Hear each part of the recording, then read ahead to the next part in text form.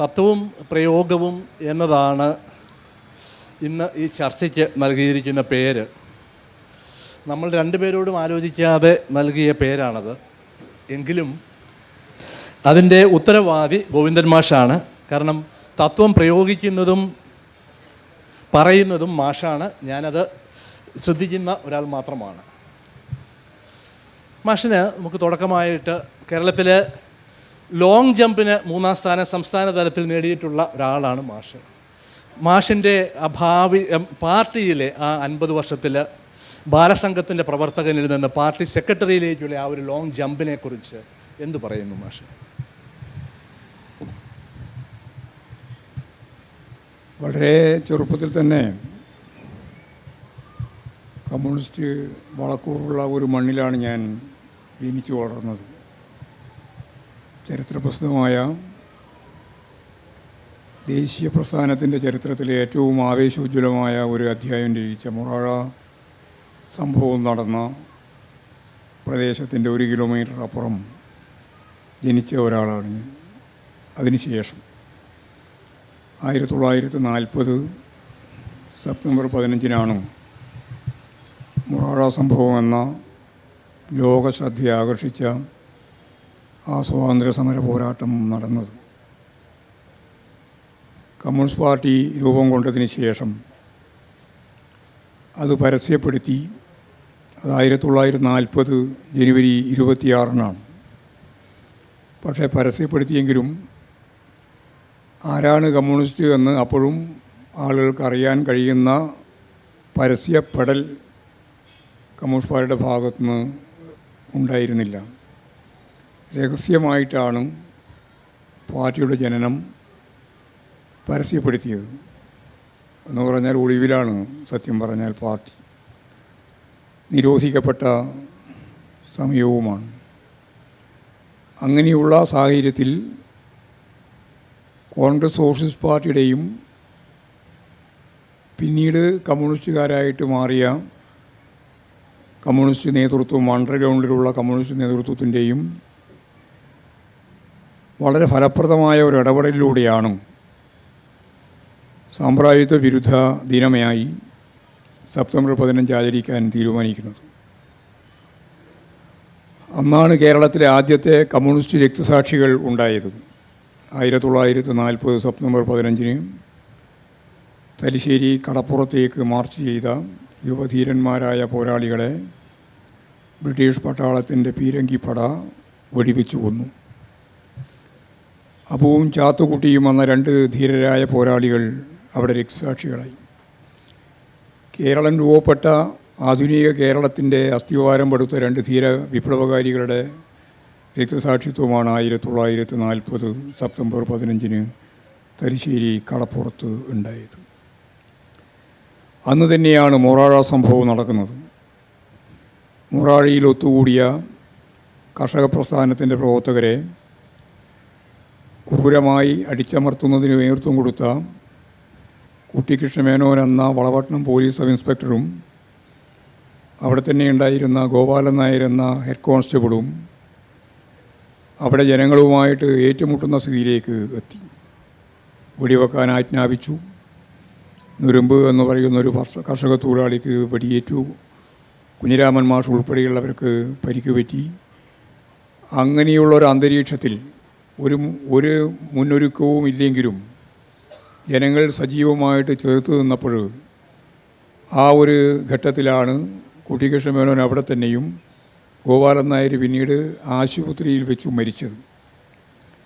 ഇത് വലിയ കോളകളൊക്കെ ഉണ്ടായിട്ടുള്ള സംഭവമാണ്. ബ്രിട്ടീഷ് പത്രമെന്ന് എഴുതി ബ്രിട്ടീഷുകാരുടെ ദിനം എണ്ണപ്പെട്ടിരിക്കുന്നു. കാരണം സിവിലിയൻ ജനവിഭാഗം ഭരണകൂടവുമായിട്ട് നേരിട്ട് ഏറ്റുമുട്ടാൻ തുടങ്ങിയിരിക്കുന്നു എന്നാണ് അന്നത്തെ വാർത്ത.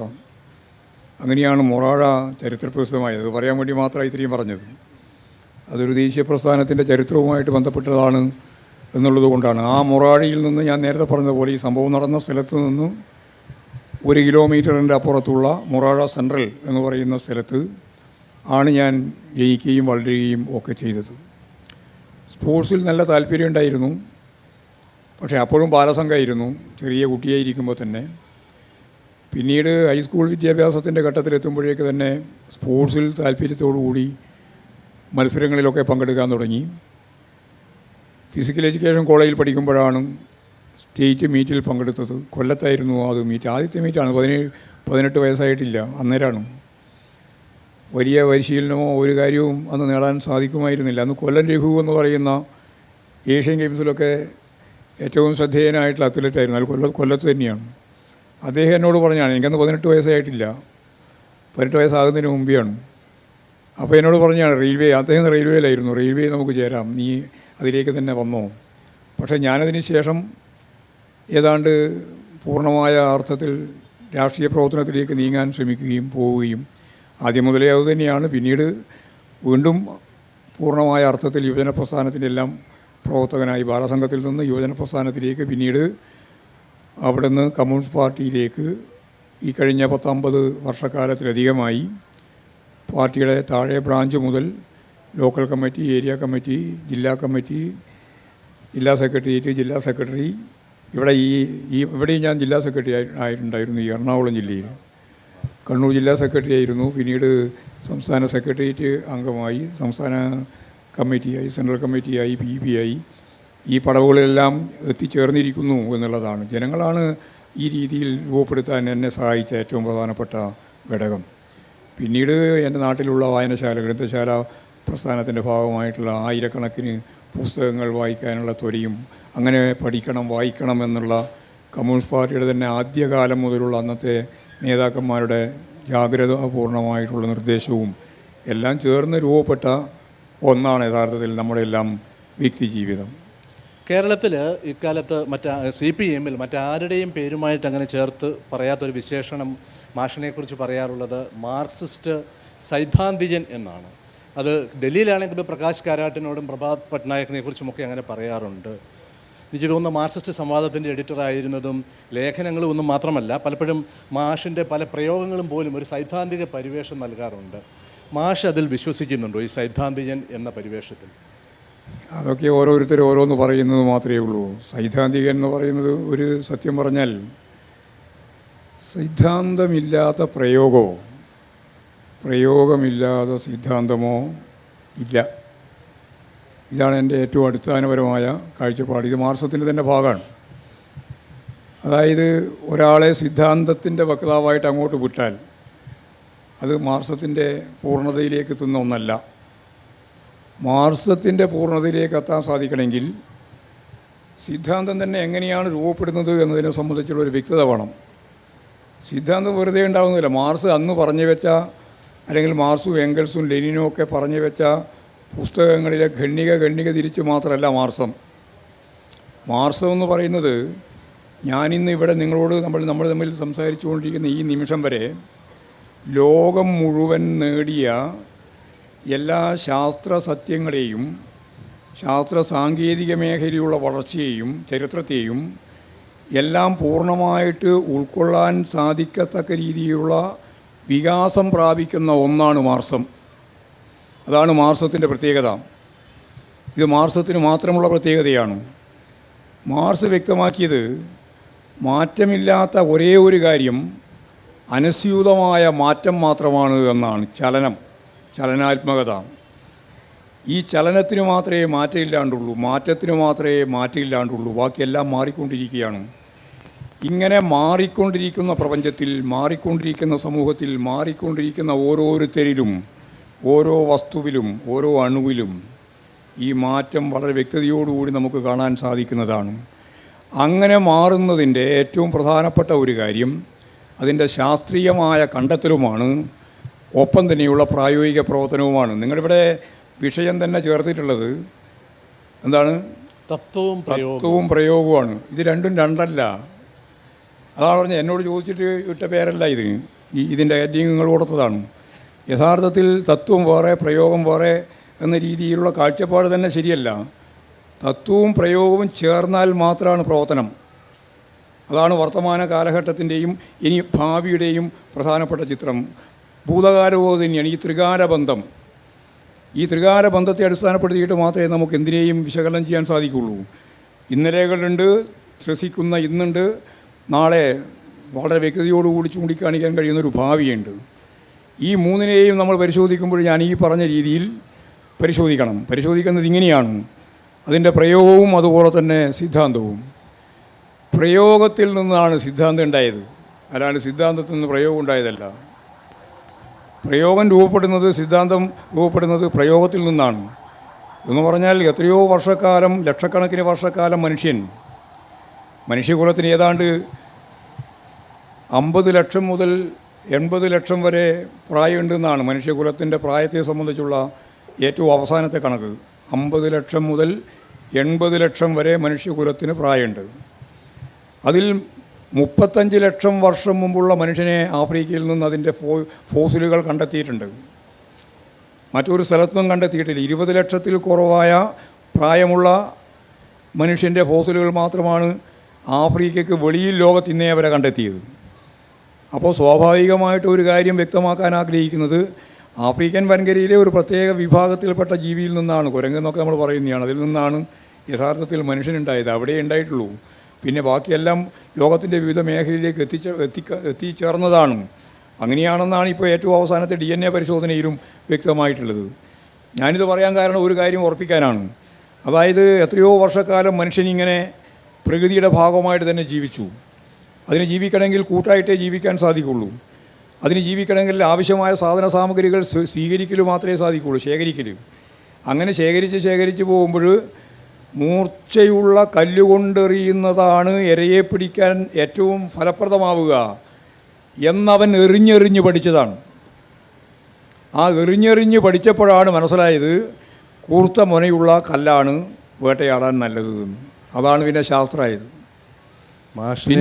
പിന്നെ ആരെങ്കിലും ആ ശാസ്ത്രം മാറ്റിയിട്ട് എടുക്കാൻ പറ്റില്ല. കാരണം കണ്ടെത്തലിൻ്റെ ഭാഗമായിട്ട് അതൊരു ശാസ്ത്രസത്യമാവുകയും ആ ശാസ്ത്രസത്യത്തെ അടിസ്ഥാനപ്പെടുത്തിയിട്ടുള്ള പ്രായോഗിക പ്രവർത്തനം നടക്കുകയും ആ പ്രായോഗിക പ്രവർത്തനത്തിൽ നിന്ന് പുതിയ കണ്ടെത്തലുകളിലേക്ക് നീങ്ങുകയും ഇപ്പോൾ നമ്മുടെ ഏറ്റവും അവസാനത്തെ തലമുറ കമ്പ്യൂട്ടർ വരെ ഈ പശ്ചാത്തലത്തിലാണ് രൂപപ്പെട്ടു വന്നിട്ടുള്ളത്.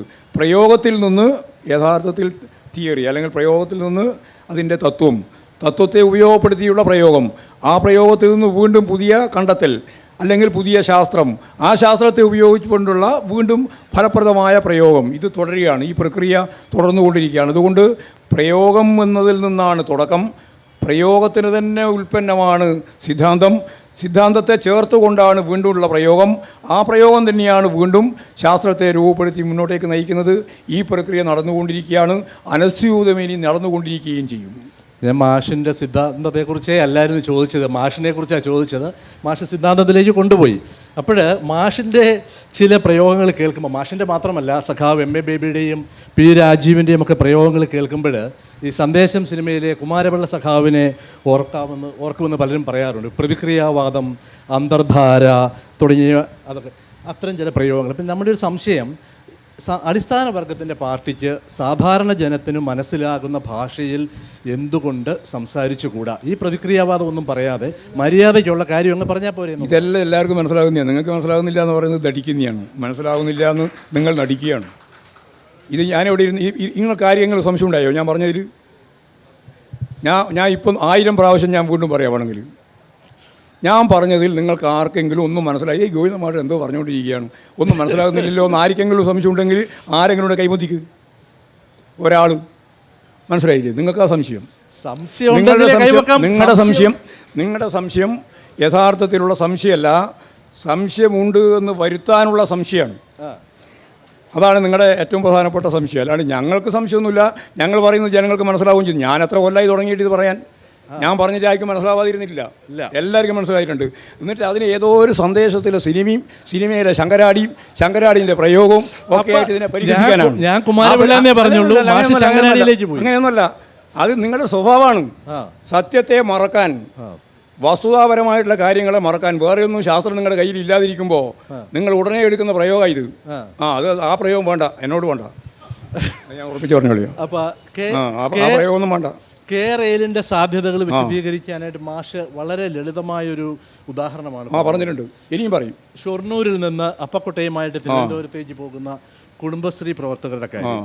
അത് പക്ഷേ ഒത്തിരിയേറെ ട്രോളുകൾക്ക് വിധേയമാണ്. അത് നിങ്ങൾ ഈ പറഞ്ഞ പോലെ ഇനിയാണ്. ആണ്. ആ റോൾ ആർക്കും മനസ്സിലാവായിട്ടില്ല. ആർട്ടിഫിഷ്യൽ ഇന്റലിജൻസിന്റെ കാര്യം അപ്പോൾ പറഞ്ഞു, ഞാൻ പറഞ്ഞു. അത് പക്ഷേ നിലപാട് മാറ്റേണ്ടിയും വന്നു. ഒന്നും മാറ്റിയില്ല. അന്ന് പറഞ്ഞ തന്നെയാണ്. അതേ എവിടെയാണോ ഞാൻ പറഞ്ഞു വെച്ചത് അവിടെ തന്നെയാണ് ഞാൻ ഇപ്പോഴും. സോഷ്യലിസം എന്നാണ് പറഞ്ഞത്, ആദ്യം പറഞ്ഞത്. ഒന്നുമല്ല ഞാൻ പറഞ്ഞത്. ഞാൻ പറഞ്ഞത് നിങ്ങൾ കേട്ടില്ല, ആരും കേട്ടിട്ടില്ല, കേട്ടാക്ക് മനസ്സിലായിട്ടില്ല.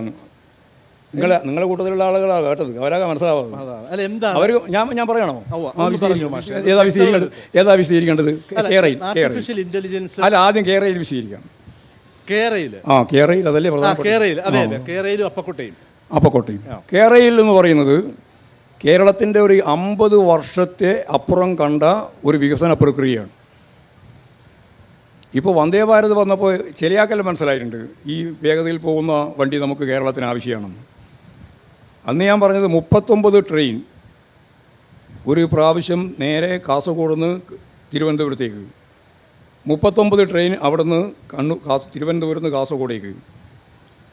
കാത്തിരിക്കേണ്ട സമയം 20 മിനിറ്റ്, എത്തിച്ചേരുന്ന സമയം 3 മണിക്കൂർ 54 മിനിറ്റ്.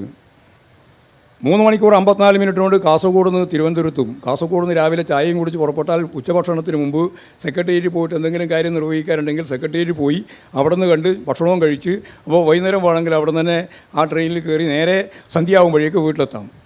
ഇതാണ് കേരളത്തിൻ്റെ ഏറ്റവും ലളിതമായ കാര്യം. ആ കാര്യം പറഞ്ഞപ്പോഴാണ് ഞാൻ പറഞ്ഞത്, രാവിലെ അപ്പം ചുട്ട് നമ്മുടെ കുടുംബശ്രീ അംഗങ്ങൾക്ക് ഷൊർണൂരോ അല്ലെങ്കിൽ എവിടെ നിന്നോ കയറി പ്രധാനപ്പെട്ട പട്ടണത്തിലേക്ക് പോയി വളരെ ചുരുക്കം സമയം കൊണ്ട് ചൂടപ്പം പോലെ എന്ന് പറയുന്നത് കേട്ടില്ലേ, ആ അപ്പം വിറ്റ് തിരിച്ചു വരാം. രാവിലെ പോയാൽ ഉച്ചയാകുന്നതിന് മുമ്പ് വീണ്ടും അപ്പം ഉണ്ടാക്കാം. ഇതാണ് ലളിതമായി പറഞ്ഞത്. അതിനെയാണ് ചില ആളുകൾ റോൾ ചെയ്തത്. ആ റോൾ ചെയ്തത് എന്തിനാണ്? ഇത്രയും ലളിതമായി നടക്കാൻ പോകുന്ന ഒരു പ്രക്രിയയിലേക്ക് കേരളം 10-25 കൊല്ലത്തിന് മുമ്പ് തന്നെ മാറുന്നു എന്ന പ്രശ്നം വന്നപ്പോൾ അതിനെ പരിഹസിക്കാനാണ്. അതിലൊന്നും ഞാൻ ഒരു തരത്തിലും ശ്രദ്ധിക്കാറില്ല. പോസിറ്റീവ് അല്ലാതെ നെഗറ്റീവായ ഒരു കാര്യത്തോടും പ്രതികരിക്കുന്ന ഒരാളല്ല ഞാൻ. അന്നുമല്ല, ഇന്നുമല്ല, നാളെയുമല്ല. അതുകൊണ്ട് ഒരു കാര്യം മനസ്സിലായല്ലോ, എല്ലാവർക്കും മനസ്സിലായില്ലേ? മനസ്സിലാവാതിരിക്കുന്ന ഒരു പ്രശ്നം ഇതില്ലല്ലോ. ഇനി രണ്ടാമത്തെ കാര്യം, AI വന്നാൽ സോഷ്യലിസത്തിലേക്കാണ് നീങ്ങുക എന്ന് ഞാൻ പറഞ്ഞു. അതുതന്നെയാണ് പറഞ്ഞത്, അന്ന് പറഞ്ഞതും ഇന്ന് പറഞ്ഞതും തന്നെയാണ്. എന്തുകൊണ്ടാണ് ഞാൻ പറഞ്ഞത്? AI വരുന്നതോടുകൂടി ലോക മുതലാളിത്തം ഗുരുതരമായ പ്രതിസന്ധിയിലേക്ക് ചെന്ന് ചാടും. മുതലാളിത്തം എന്ന് പറയുന്നതിൻ്റെ ഏറ്റവും പ്രധാനപ്പെട്ട അടിസ്ഥാന കാര്യം സമ്പന്നർ കൂടുതൽ സമ്പന്നരാകുകയും ദരിദ്രർ കൂടുതൽ ദരിദ്രരാകുകയും ചെയ്യുന്നു എന്നുള്ളതാണ്. അതുകൊണ്ടാണ് ഞാൻ അതിദാരിദ്ര്യം അവസാനിച്ച കേരളത്തെപ്പറ്റി പറഞ്ഞപ്പോൾ പറഞ്ഞത്, ലോകത്ത് ഒരു മുതലാളിത്ത സമൂഹത്തിലും അതിദാരിദ്ര്യം അവസാനിപ്പിക്കാനാവില്ല. എന്തുകൊണ്ടാണ്? സമ്പന്നർ കൂടുതൽ സമ്പന്നരാകുമ്പോൾ മറുഭാഗം എന്താണ്? ദരിദ്രർ കൂടുതൽ ദരിദ്രരാകുക എന്നുള്ളത്. ഞാൻ ഇത് എല്ലാവരോടും പറഞ്ഞിട്ടുണ്ട്, എല്ലാ പൊതുയോഗത്തിലും ഞാൻ പറഞ്ഞിട്ടുണ്ട്. പിന്നെ അപ്പോൾ സമ്പന്നർ കൂടുതൽ സമ്പന്നരാകുക, ദരിദ്രർ കൂടുതൽ ദരിദ്രരാകുക, ഇതാണ് മുതലാളിത്തം. ഇതാണ് മുതലാളിത്ത പ്രതിസന്ധി. അങ്ങനെ പ്രതിസന്ധിയുള്ള ഒരു മുതലാളിത്ത സമൂഹത്തിൽ അതിദാരിദ്ര്യം അവസാനിപ്പിക്കാൻ സാധിക്കില്ല. എന്നാൽ ചൈനയിൽ സാധിച്ചിട്ടുണ്ട്. പിന്നെ സാധിച്ചത് കേരളത്തിലാണ്. കേരളത്തിൽ സാധിച്ചത് മുതലാളിത്ത സമൂഹത്തിൽ തന്നെ ഒരു ബദൽ നിലപാട് വെച്ചുകൊണ്ട് മുന്നോട്ടേക്ക് പോയപ്പോഴാണ്. അതവിടെ അത്രയും പറഞ്ഞ് ഞാൻ അവസാനിപ്പിക്കാം. ഒരു പോയിൻ്റ് ആയതുകൊണ്ട് ഇത് പറഞ്ഞു മാത്രമേ ഉള്ളൂ. ഇനി പറയാൻ പോകുന്നത് AI സംബന്ധിച്ചാണ്. AI എന്ന് പറഞ്ഞാൽ ആർട്ടിഫിഷ്യൽ ഇൻ്റലിജൻസ്. ലോകം കണ്ട ഏറ്റവും പ്രധാനപ്പെട്ട കണ്ടുപിടുത്തങ്ങളിൽ ഒന്നാണ് AI സംവിധാനം. പണ്ട് ആറ്റം ബോംബ് കണ്ടുപിടിച്ചതുപോലെ. ആറ്റം ബോംബ് ഏറ്റവും വളരെ ശാസ്ത്രീയമായ ശാസ്ത്രമായിരുന്നു. പക്ഷേ അമേരിക്ക അത് ഉപയോഗിച്ചത് മനുഷ്യനെ കൊല്ലാൻ വേണ്ടിയിട്ടാണ്. ലക്ഷക്കണക്കിന് മനുഷ്യനെ കൊല്ലാൻ വേണ്ടിയിട്ട്, കൊന്നൊടുക്കാൻ വേണ്ടിയിട്ടാണ്. നാഗസാക്കിയിലും അതുപോലെ തന്നെ ജപ്പാനിൽ കൊണ്ടുപോയിട്ട് ബോംബിട്ട് കൊന്നത്. അത് രണ്ടാം ലോകയുദ്ധം ഏതാണ്ട് അവസാനിച്ചതിന് ശേഷമാണ്. ഒരു കാര്യം ഉണ്ടായിരുന്നില്ല. ജർമ്മനി കീഴടങ്ങിയതിന് ശേഷമാണല്ലോ ആ സംഭവം നടത്തുന്നത്. ഒരു കാര്യം ഉണ്ടായിരുന്നില്ലല്ലോ. ആ രീതിയിലൊരു ഞാൻ ഈ ലോകത്തെ നശിപ്പിക്കാൻ കഴിവുള്ള ഒരാളാണെന്ന് അമേരിക്കക്ക് ഇന്നത്തെ ട്രംപിനെ പോലെയുള്ള ഭ്രാന്തൻ എന്ന് പറഞ്ഞാൽ കൊട്ടേഷനാണ്. ഇനി ഞാൻ ഭ്രാന്തൻ എന്ന് പറഞ്ഞിട്ട് നാളെ മനോരമ വേറെ വാർത്ത ഉണ്ടാക്കണ്ട. കൊട്ടേഷൻ അന്ന് കൊണ്ടുപോയിട്ട് ബോംബിട്ടതാണ്. പക്ഷേ ബോംബുണ്ടാക്കുന്നതിനുള്ള നിയമമുണ്ടല്ലോ. അത് വളരെ അതുവരെ കണ്ടെത്തിയ ഏറ്റവും വലിയ ശാസ്ത്ര നിഗമനമാണ്. ഏറ്റവും പ്രധാനപ്പെട്ട ശാസ്ത്രമാണ്. ആർക്കും തർക്കം ഉണ്ടാവില്ല. അതേപോലെ AI ഏറ്റവും വലിയ കണ്ടെത്തൽ തന്നെയാണ്. ആ കണ്ടെത്തലിൻ്റെ ഭാഗമായിട്ട് ലോകത്തെവിടെയും സോഷ്യലിസ്റ്റ് രാജ്യമായ ചൈനയൊഴിച്ച്, ചൈനയ്ക്കാണിപ്പോൾ അതിൻ്റെ സാധ്യത ഉപയോഗിക്കാൻ അവർ ഫലപ്രദമായിട്ട് ഉപയോഗിച്ച് തുടങ്ങിയിട്ടുണ്ട്. ചൈനയൊഴിച്ച് മറ്റെല്ലാ രാജ്യങ്ങളിലെയും മുതലാളിമാരുടെ കയ്യിലാണ് ഈ AI. ഉൽപ്പാദനോപാധികൾ സ്വന്തം അവകാശ രേഖയിൽ വരുമ്പോഴാണല്ലോ മുതലാളിയാകുന്നത്. അല്ലാണ്ട് വെറുതെ ആകുന്നതല്ല. സമ്പന്നർ കൂടുതൽ സമ്പന്നരാകുന്നത് എന്തുകൊണ്ടാണ്? ഉൽപ്പാദനോപാധികൾ മുതലാളിയുടെ അല്ലെങ്കിൽ സ്വകാര്യ ഉടമസ്ഥതയിലായതുകൊണ്ടാണ് ആ മുതലാളിക്ക് ലോകത്തെ തന്നെ കീഴടക്കാൻ സാധിക്കുന്ന വലിയ സമ്പന്നരാവാൻ ഓരോരുത്തർക്കും സാധിക്കുന്നത് അല്ലെങ്കിൽ ശ്രമിക്കുന്നത്. അപ്പോൾ സ്വാഭാവികമായിട്ടും ഈ AI സംവിധാനത്തിൻ്റെ ഭാഗമായിട്ടുള്ള മുഴുവൻ ഉൽപ്പാദനോപാധികളുടെയും ഉടമ മുതലാളിയായിരിക്കും.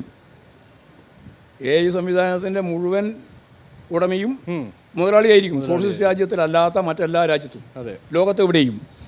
അങ്ങനെ വരുമ്പോൾ AI ഉപയോഗിച്ച് എല്ലാ കാര്യവും നിർവഹിക്കാമെന്നാണ് പലരും ധരിച്ചു വെച്ചിട്ടുള്ളത്. എന്നോട് തന്നെ ഒരുപാട് ചോദ്യം ചോദിച്ചിട്ടുണ്ട്. എല്ലാം ചെയ്യാൻ സാധിക്കും, പിന്നെ തൊഴിലാളികൾ വേണ്ട, പിന്നെ ഈ സമൂഹം നിലനിൽക്കുമോ? ഞാൻ വളരെ ലളിതമായിട്ട് ചോദിക്കുക. AI ചെയ്യും. സിനിമ അവരുണ്ടാക്കും, അതുപോലെ തന്നെ നടിമാരെ അവർ സൃഷ്ടിക്കും. ലോകത്ത് ഇന്നേ അവരില്ലാതെ നടിയൊക്കെ നടിയായിട്ട് വരും. ഡയലോഗ് അവർ തന്നെ ഉണ്ടാക്കും. പുരുഷന്മാരും അങ്ങനെ വരും, നടന്മാരും വരും, നടിമാരും വരും. എല്ലാം ആർട്ടിഫിഷ്യലായിട്ട് ഇങ്ങനെ വരും. AI സംവിധാനത്തിൻ്റെ ഭാഗമായിട്ടുണ്ട്. ഞാനൊരു സിനിമ തന്നെ കണ്ടു, AI സിനിമ. അങ്ങനെ ഒരു നടി ലോകത്ത് ജീവിച്ചിരിക്കുന്നില്ല, അങ്ങനെ ഒരു നടൻ ലോകത്ത് ജീവിച്ചിരിക്കുന്നില്ല. ആ സ്ക്രിപ്റ്റ് എഴുതിയിട്ടുള്ള മനുഷ്യൻ ഈ ഭൂമുഖത്തില്ല, ആ സംവിധാനം ചെയ്ത ആൾ ഈ ലോകത്ത് ജീവിച്ചിരിക്കുന്നില്ല. അത് എല്ലാം AI സംവിധാനത്തിൻ്റെ ഭാഗമായിട്ട് വരികയാണ്. എന്നാൽ ഇത് സാമൂഹ്യ ജീവിതത്തെ എങ്ങനെയാണ് ബാധിക്കുക? നിങ്ങൾക്കാർക്കും തൊഴിലില്ലാതിരിക്കുന്ന ഒരു കാലത്തെപ്പറ്റി ആലോചിക്കുക. മനുഷ്യന്മാർക്കൊന്നും തൊഴിലില്ല, എല്ലാം AI ചെയ്യും, കമ്പ്യൂട്ടറിൻ്റെ ഭാഗമായിട്ട് ചെയ്യും, റോബോട്ടിക്കിൻ്റെ ഭാഗമായിട്ട് ചെയ്യും. മനുഷ്യന്മാർക്ക് ആർക്കും ജോലിയില്ല. പിന്നെ എന്ത് മണ്ണാ തിന്നുക മനുഷ്യൻ ജീവിക്കാൻ? എവിടുന്നാ കൂലി കിട്ടുക? എവിടുന്നാ ശമ്പളം കിട്ടുക? എവിടുന്നാ വരുമാനം ഉണ്ടാകുക? അവിടെയാണ് മാന്യം. വാങ്ങൽ ശേഷിയില്ല, വാങ്ങാനുള്ള ശേഷിയില്ല. കാരണം കൂലിയില്ല, ശമ്പളവും ഇല്ല, ഒരു ചുക്കുമില്ല.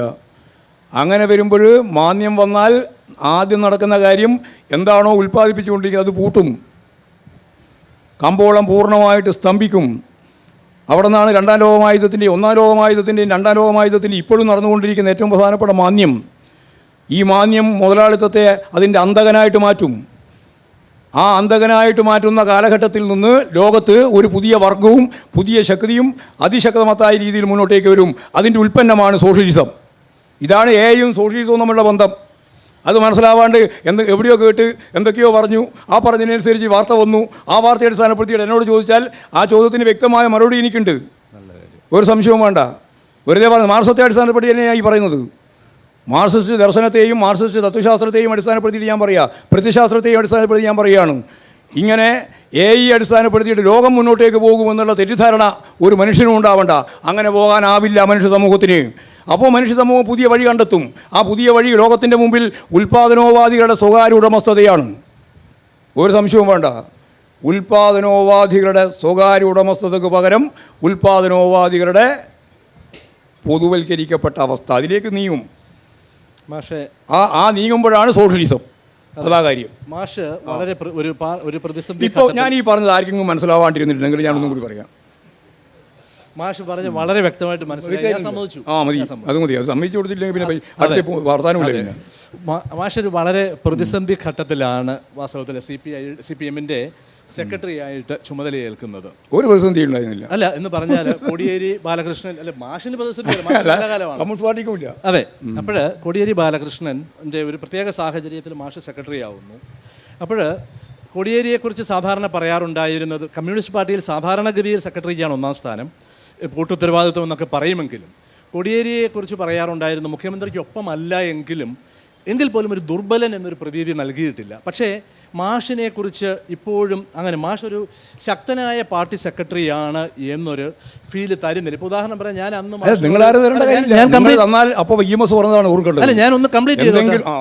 ഞാൻ അന്നും മാഷിനോട് ഡൽഹിയിൽ വെച്ചും ചോദിച്ചു. മാഷ് പോലും ഇത്രയും സൈദ്ധാന്തികനായ മാഷ് പോലും ഒരു കമ്മ്യൂണിസ്റ്റ് സർക്കാരിനെ കയറി പിണറായി സർക്കാർ എന്ന് വിളിക്കുന്നു.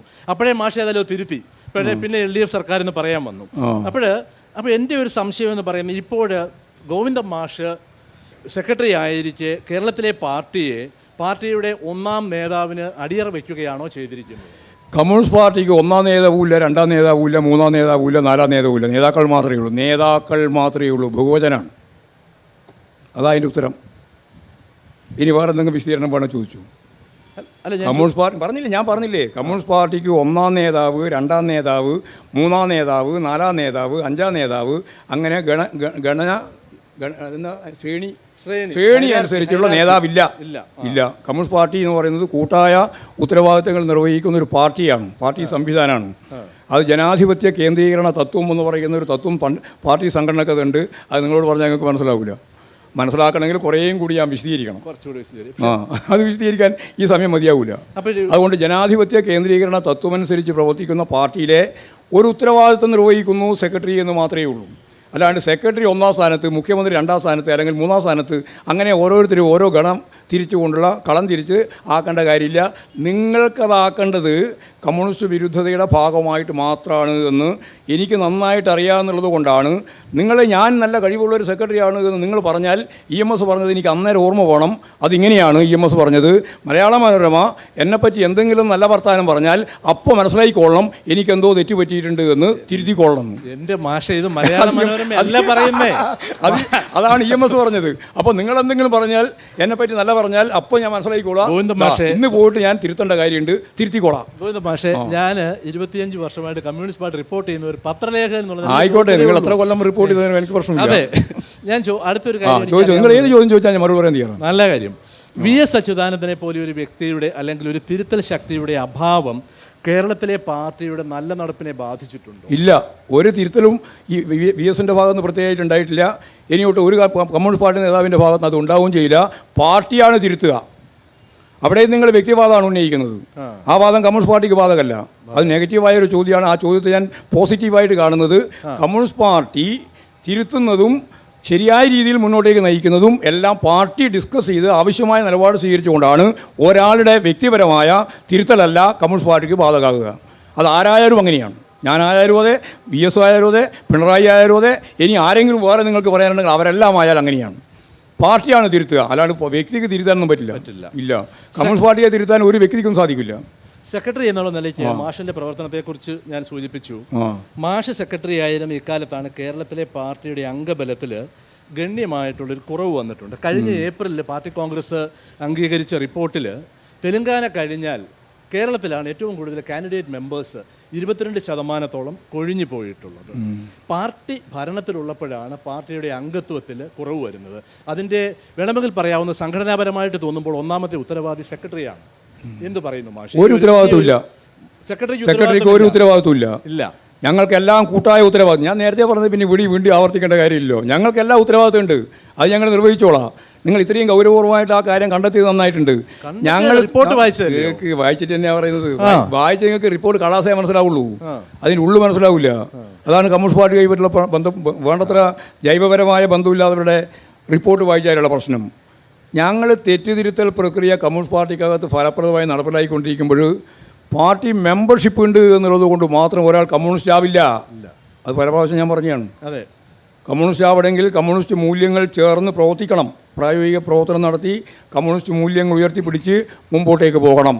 അങ്ങനെ മുന്നോട്ടേക്ക് പോകാനാവാത്തവരെ ചേർത്ത് മുമ്പോട്ടേക്ക് പോവുക എന്നുള്ളത് CPIMൻ്റെ നിലപാടല്ല. അപ്പോൾ തിരുത്തൽ പ്രക്രിയക്ക് വ്യക്തമാകുമ്പോൾ ഞങ്ങളുടെ നമ്പർ 4 കുറഞ്ഞു പോയി, 10 കുറഞ്ഞു പോയി എന്നൊന്നും നിങ്ങൾ വിഷമിക്കണ്ട. ഞങ്ങളുടെ കേരളത്തിലെ മെമ്പർഷിപ്പ് ഇന്ത്യയിലെ CPIMൻ്റെ ഏറ്റവും വലിയ മെമ്പർഷിപ്പാണ്. ഇനിയും കേട്ടോ, ഇനിയും നിങ്ങളിപ്പോൾ കുറഞ്ഞു പോയിട്ടുണ്ട് എന്നുള്ളതല്ലേ, അതുകൂടി വെച്ചുകൊണ്ട് ഞങ്ങൾ ആ കാര്യം കൂടി കണ്ടുകൊണ്ട് അടുത്ത കൊല്ലത്തെ മെമ്പർഷിപ്പ് വരുമ്പോഴേക്ക് നിങ്ങൾക്ക് ഇത് തിരുത്താം. അപ്പോൾ ശരിയായില്ലേ? കേരളത്തിലെ അടുത്ത കൊല്ലത്തെ മെമ്പർഷിപ്പ് വരുമ്പോഴേക്ക് തിരുത്താം. അപ്പോൾ നിങ്ങൾക്ക് മനസ്സിലാവും. കേരളത്തിലെ 10,000 കണക്കിന് കാൻഡിഡേറ്റ് മെമ്പർഷിപ്പ് പുതുതായിട്ട് വരാൻ പോവാണ്. 10,000 കണക്കിന് ഇപ്പം 564 മെമ്പർഷിപ്പ്. അത് മെമ്പർഷിപ്പാണ്, മെമ്പർഷിപ്പല്ല, കാൻഡിഡേറ്റ് മെമ്പർഷിപ്പല്ല. ഞാൻ അനുഭാവി ഗ്രൂപ്പ് ഉൾപ്പെടെയാണ് പറയുന്നത്. ഞങ്ങളുടെ പാർട്ടിയുടെ മെമ്പർഷിപ്പ് എന്ന് പറയുന്നത് ഒരു ദിവസം കൊണ്ടോ 2 കൊല്ലം കൊണ്ടൊന്നും മെമ്പറായി വരില്ല, കുറച്ച് സമയം പിടിക്കും. ആദ്യം കാൻഡിഡേറ്റ് മെമ്പർഷിപ്പല്ല വരിക, ആദ്യം അനുഭാവി ഗ്രൂപ്പിലാണ് വരിക. അപ്പോൾ അനുഭാവി ഗ്രൂപ്പുണ്ട്, പിന്നീട് കാൻഡിഡേറ്റ് മെമ്പർഷിപ്പ് ഉണ്ട്, പിന്നീട് മെമ്പർഷിപ്പ് ഉണ്ട്, പിന്നെ പരിശോധനയുണ്ട്. പരിശോധനയുടെ ഭാഗമായിട്ട് പാർട്ടി മെമ്പർഷിപ്പ് തന്നെ ഇല്ലാണ്ടാക്കലുണ്ട്. ഒക്കെ നടക്കുന്നത് പ്രക്രിയ ഒരു പ്രോസസ്സിലൂടെയായി പാർട്ടി മെമ്പർഷിപ്പ് കൈകാര്യം ചെയ്യാം. അതുകൊണ്ട് അത് കുറഞ്ഞു പോയി എന്ന് വിചാരിച്ചിട്ട് ഒരു വിഷമം ഉണ്ടാവണ്ട.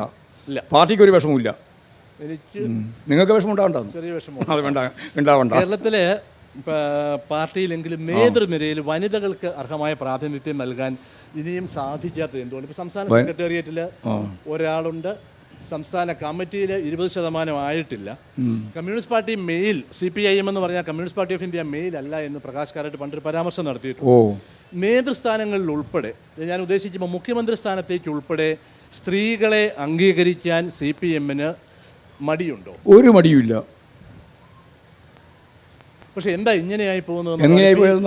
നാമമാത്രമായിട്ടുള്ള സാന്നിധ്യം നിങ്ങൾ മനസ്സിലാക്കേണ്ടത് സ്ത്രീകളെക്കാൾ പുരുഷന്മാരെക്കാൾ കൂടുതൽ സ്ത്രീകളുള്ള സംസ്ഥാനമാണ്. പാർട്ടിയിൽ അത്രയും ഉണ്ടായിരിക്കില്ല, പക്ഷേ എങ്കിൽ പോലും സ്ത്രീകളുടെ ഉന്നമനത്തെക്കുറിച്ച് ധാരാളമായിട്ട് പറയുന്നുണ്ട്. രാജ്യത്തെ വനിതാ പ്രസ്ഥാനത്തിന് ശക്തമായിട്ടുള്ള കരുത്ത് നൽകിയിട്ടുള്ളതാണ് ഇടതുപക്ഷ പ്രസ്ഥാനം. എന്നിട്ട് പോലും കേരളത്തിലെ പാർട്ടി ഇങ്ങനെയായി പോകുന്നത് എന്തുകൊണ്ടാണ്? കേരളത്തിലെ പാർട്ടി ഇങ്ങനെയായി പോയി എന്ന് പറയുന്നതിൻ്റെ അർത്ഥം മനസ്സിലായില്ലേ? അതൊരു കുത്താണ്, അത് മനോരമേൻ്റെ കുത്താണ്. നിങ്ങൾ ഈ ഓരോ പദവും ഞങ്ങൾക്ക് നന്നായിട്ട് അറിയാം. വായിക്കുന്നതിൻ്റെ അപ്പുറം വായിക്കാനുള്ള ശേഷിയുള്ളതുകൊണ്ടാണല്ലോ ഈ കമ്മ്യൂണിസ്റ്റ് പാർട്ടിയുടെ കേരളത്തിൽ നിൽക്കുന്നത്. ഇല്ലെങ്കിൽ ഈ മനോരമയും മാതൃഭൂമിയും ഏഷ്യാനെറ്റും കൂടി ചേർന്ന് നിൽക്കുന്ന ഈ ശൃംഖലക്കകത്ത് പാർട്ടിക്ക് നിൽക്കാൻ പറ്റുമോ? ഞങ്ങളിവിടെ നിൽക്കുന്നത് എന്തുകൊണ്ടാണ്? നിങ്ങൾ പറയുന്നതിൻ്റെ ഇടയിൽ വായിക്കാനുള്ള ഞങ്ങളുടെ ശേഷി കൊണ്ടാണ്. നിങ്ങൾ കാണിക്കുന്നതിൻ്റെ അപ്പുറം കാണാനുള്ള ശേഷി കൊണ്ടാണ്. ഞാനത് എല്ലാ കാലത്തും പറഞ്ഞുകൊണ്ടിരിക്കുകയാണ്. ഞങ്ങളെ സംബന്ധിച്ചിടത്തോളം വളരെ വ്യക്തമായൊരു കാര്യം, സ്ത്രീ പ്രാതിനിധ്യം ഇനിയും വർദ്ധിപ്പിക്കണം. അത് മനോരമേൻ്റെ വിമർശനം ഒന്നുമല്ല, ഞങ്ങളുടെ വിമർശനം. മനോരമക്കും പറയാം, വിമർശിക്കാം, ഞങ്ങളെല്ലാം വിമർശിക്കാൻ ഒരു കുഴപ്പമില്ല. അപ്പോൾ പോസിറ്റീവായിട്ട് എടുക്കുക ഞാൻ. അതിൻ്റെ അകത്ത് ഇനിയും ഞങ്ങളുടെ മെമ്പർഷിപ്പ് പ്രവർത്തനത്തിൽ സ്ത്രീകളുടെ മെമ്പർഷിപ്പ് ഇനിയും വർദ്ധിക്കുക. ഇപ്പോൾ 25-28 വരെ ശതമാനം വർദ്ധിച്ച ജില്ലയൊക്കെ ഉണ്ട്. ഇനിയും വർദ്ധിപ്പിക്കണം. വേണ്ടത്ര 25% ആവാത്ത ജില്ലയുണ്ട്, അവിടെയും വർദ്ധിപ്പിക്കണം. അവരെ നേതൃരംഗത്തേക്ക് കൊണ്ടുവരണം.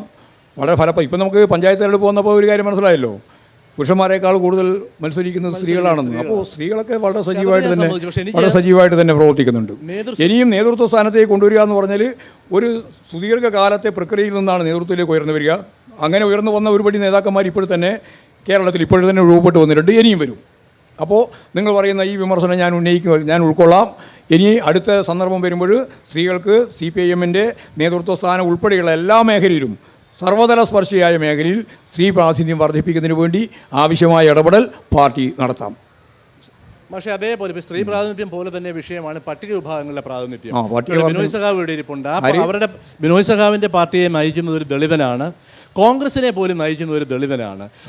അതായത് എണ്ണിപ്പെറുക്കാനുള്ളതേ ഉള്ളൂ. കമ്മ്യൂണിസ്റ്റ് പാർട്ടിയുടെ CPM-ൻ്റെ പോളിറ്റ് ബ്യൂറോയിലും മറ്റ് കമ്മിറ്റികളിലും ഒക്കെ ദളിതർ. വലിയ സാമൂഹിക മാറ്റം, വർഗസമരം എല്ലാം പറയുമെങ്കിലും ഇത് എന്തുകൊണ്ടാണ് ഇത്രയും അങ്ങോട്ട് പിന്നിലേക്ക് പോയത്? അല്ല, പിന്നിലേക്ക് പോയിട്ടൊന്നുമില്ല. ഉള്ളത് നല്ലതെന്ന് മാത്രമേ ഉള്ളൂ. ഇനിയും വർദ്ധിപ്പിക്കണം എന്നുള്ള കാര്യം ശരിയാണ്. അതിലൊന്നും ഒരു തർക്കവും ഞങ്ങൾക്ക് ആർക്കുമില്ല. ദളിത് വിഭാഗം ഉൾപ്പെടെയുള്ള പട്ടികജാതി പട്ടികവർഗ ഉൾപ്പെടെയുള്ള ജനവിഭാഗങ്ങളിൽ നിന്ന് പാർട്ടി നേതൃനിരയിലേക്കും പാർട്ടിയിലേക്കും നൂറുകണക്കിന് ആയിരക്കണക്കിന് കേഡർമാർ വന്നു കഴിഞ്ഞിട്ടുണ്ട്. ഇനിയും വരേണ്ടതുണ്ട്. എന്നാൽ ആ ശരിയായ രീതിയിലുള്ള ദിശാബോധത്തോടുള്ള വിശദീകരണം ഞാൻ അംഗീകരിക്കുകയാണ്. അതിനാവശ്യമായ നിലയിൽ ഇടപെട്ട് മുമ്പോട്ടേക്ക് പോകും. സ്ത്രീകളെപ്പോലെ തന്നെ പട്ടികജാതിയുണ്ട്, ന്യൂനപക്ഷമുണ്ട്, എല്ലാ വിഭാഗത്തിലും പാർട്ടി സഖാക്കൾ നല്ലതുപോലെ ഇനിയും കാഡറൈസ് ചെയ്ത് വരണം എന്ന് തന്നെയാണ് എൻ്റെ അഭിപ്രായം. സമൂഹ മാധ്യമങ്ങളിലൊക്കെ ഏറെ പ്രചരിച്ചിട്ടുള്ളതാണ് EMS തുണിക്കടയിലേക്ക് കൊടുത്തുവിട്ട ഒരു കത്ത്. EMS തുണിക്കടയിലേക്ക് കൊടുത്തുവിട്ട ഒരു കത്തിനെ കുറിച്ച് സമൂഹ മാധ്യമത്തിലൊക്കെ പ്രചരിപ്പിക്കപ്പെട്ടിട്ടുണ്ട്. AKGയുടെ ലളിത ജീവിതത്തെക്കുറിച്ച് നമ്മൾ വായിച്ചിട്ടുണ്ട്. PKV ഞാൻ വായിക്കുന്നു, ആത്മകഥയിൽ വായിക്കുന്നുണ്ട്. സ്വന്തം ഭാര്യയുടെ താലിമാല പറിച്ചുകൊണ്ട് പോയിട്ട് എന്താ പറയുക, ഇതിൽ ഒരു സമ്മേളനത്തിന് വേണ്ടി പൈസയില്ലാഞ്ഞിട്ട്. S. രാമചന്ദ്രനെ പോലുള്ള ഒരു സഖാവിനെ ഞാൻ 25 വർഷമെങ്കിലും ഡൽഹിയിൽ കണ്ടിട്ടുണ്ട്. വളരെ ലളിതമായിട്ടുള്ള ഒരു ജീവിതമാണ്. എന്തുകൊണ്ടാണ് പക്ഷേ കേരളത്തിൽ നമ്മൾ കാണുമ്പോൾ ഇപ്പോഴത്തെ കമ്മ്യൂണിസ്റ്റ് നേതാക്കളിൽ, അതായത് വാസ്തവത്തിൽ ഞാൻ വിചാരിച്ചു ഏതെങ്കിലും പാർട്ടികളിൽ മറ്റു പാർട്ടികളിലേക്ക് ഞാൻ പോകുന്നില്ല, CPI-യിലേക്കാവാം CPM-ലേക്കും ആകാം. കാര്യം ലളിത ജീവിതത്തിൻ്റെ മാതൃകയായിട്ട് അവരെന്നും ഉണ്ടായിരുന്നതാണ്. കൺസ്യൂമറിസ്റ്റ് സൊസൈറ്റിയുടെ ഈ സ്വാധീനമെന്നൊന്നും പറഞ്ഞിട്ട് കാര്യമില്ല. ഇനി വരുന്ന തലമുറയിൽ എടുത്തു കാട്ടാൻ ഉത്തമമായ ഒരു കമ്മ്യൂണിസ്റ്റ് ജീവിതത്തിന് മാതൃകയായിട്ട് ആരുണ്ട് കേരളത്തിലെ CPM-ൽ ഇപ്പോൾ? CPM-ലെ എല്ലാ നേതാക്കന്മാരും ലളിത ജീവിതം നയിക്കുന്നവർ തന്നെയാണ്. അല്ലാതെ പേര് പറഞ്ഞാൽ മതി.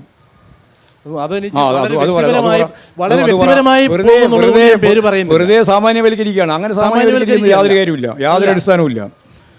അതായത് ലളിത ജീവിതം നയിക്കാതെ വ്യക്തി ജീവിതത്തിൽ ധൂർത്തും അതുപോലെ തന്നെ പണക്കൊഴുപ്പും എല്ലാം കാണിക്കുന്ന ഒറ്റ പാർട്ടി നേതാവും CPM-ന് കേരളത്തിലില്ല, ഒരാളുമില്ല. എല്ലാവരും നയിക്കുന്നവരാണ്, മാതൃകയാണ്. മന്ത്രിമാരുൾപ്പെടെ ആരാ അല്ലാതെ? അവർ മന്ത്രിമാരാകുമ്പോൾ കാറിലും അതുപോലെ തന്നെ സംവിധാനം റെസ്റ്റ് ഹൗസിലും എല്ലാം താമസിക്കുന്നതൊക്കെ ശരിയായിരിക്കും. അത് മന്ത്രി എന്നുള്ള പദവി ഉപയോഗിച്ചുകൊണ്ടാണ്.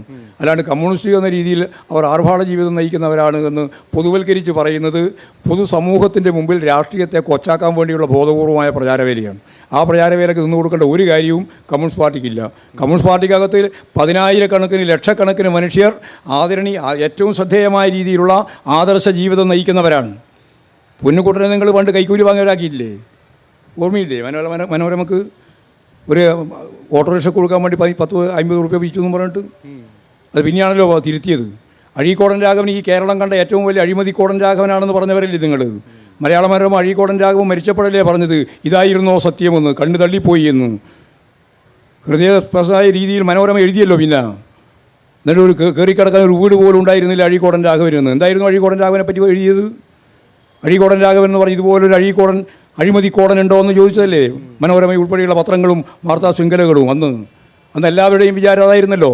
1972 കുത്തേറ്റ് മരിച്ച് വീട്ടിലേക്ക് വിലാപയാത്രയായിട്ട് പോയപ്പോഴാണല്ലോ മറച്ചു കെട്ടിയ വീട്ടിൻ്റെ ഉള്ളിൽ നിൽക്കുന്ന ആ കുടുംബത്തെ കണ്ടത്. വാടകക്ക് താമസിക്കാൻ വീടുണ്ടായിരുന്നില്ലല്ലോ. അതാണ് കാര്യം. അതാണ് കേരളത്തിലെ കമ്മ്യൂണിസ്റ്റുകാരൻ്റെ ജീവിതം.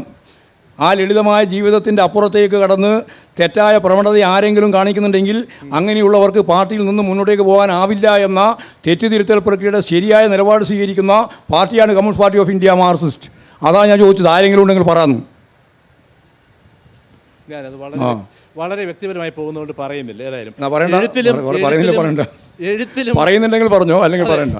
എഴുത്തിലും പ്രസംഗത്തിലും ഒക്കെ ചൈനയെക്കുറിച്ച് ധാരാളം പറയുന്ന ഒരാളാണ് ഞാൻ. ചൈനയെക്കുറിച്ച് വായിക്കുമ്പോൾ ഇപ്പോൾ ചൈനയുടെ പുതിയ 20ാം പ്ലീനത്തിൻ്റെ 4ാമത്തെ സമ്മേളനം കഴിഞ്ഞിട്ടുള്ള റിപ്പോർട്ടിൽ പോലും ഉള്ളത് അവിടെ അഴിമതി ഉണ്ടായാൽ അല്ലെങ്കിൽ അഴിമതിയുടെ പ്രശ്നങ്ങൾ വന്നാൽ ഉടനെ നടപടിയാണ്. അതായത് ഇപ്പം 2012 തൊട്ട് 2021 വരെ 47 ലക്ഷം പേർക്ക് എതിരെ അഴിമതിയുടെ പേരിൽ നടപടി ഉണ്ടായിട്ടുണ്ട്.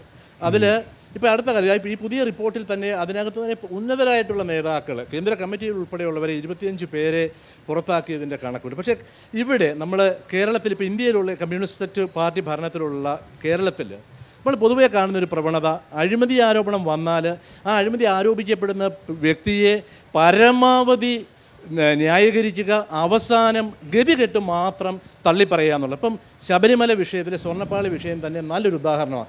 എന്തിനാണ് അത്രയും വരെ പോകുന്നത് എന്നുള്ളതാണ്. പാർട്ടിക്ക് അതിൻ്റെ ആവശ്യമുണ്ടോ, അല്ലെങ്കിൽ പാർട്ടി ഭരിക്കുന്ന സർക്കാരിന് അതിൻ്റെ ആവശ്യമുണ്ടോ? ഞങ്ങൾക്ക് ഒരു ആവശ്യമില്ല. നിങ്ങളെല്ലാം ഈ മനോരമയും മാതൃഭൂമിയും ഉൾപ്പെടെയുള്ള വാർത്താ മാധ്യമങ്ങൾ കേരളത്തിലെ തദ്ദേശ സ്വയംഭരണ സ്ഥാപനത്തിലെ ഇലക്ഷൻ അജണ്ട പ്ലാൻ ചെയ്തിട്ടാണ് കാര്യങ്ങൾ നടത്തുന്നത്. അതിലൊന്നും വശംവദാവാൻ ഞാനില്ല. അത് ആദ്യം തന്നെ അങ്ങ് പറഞ്ഞുകളയാം.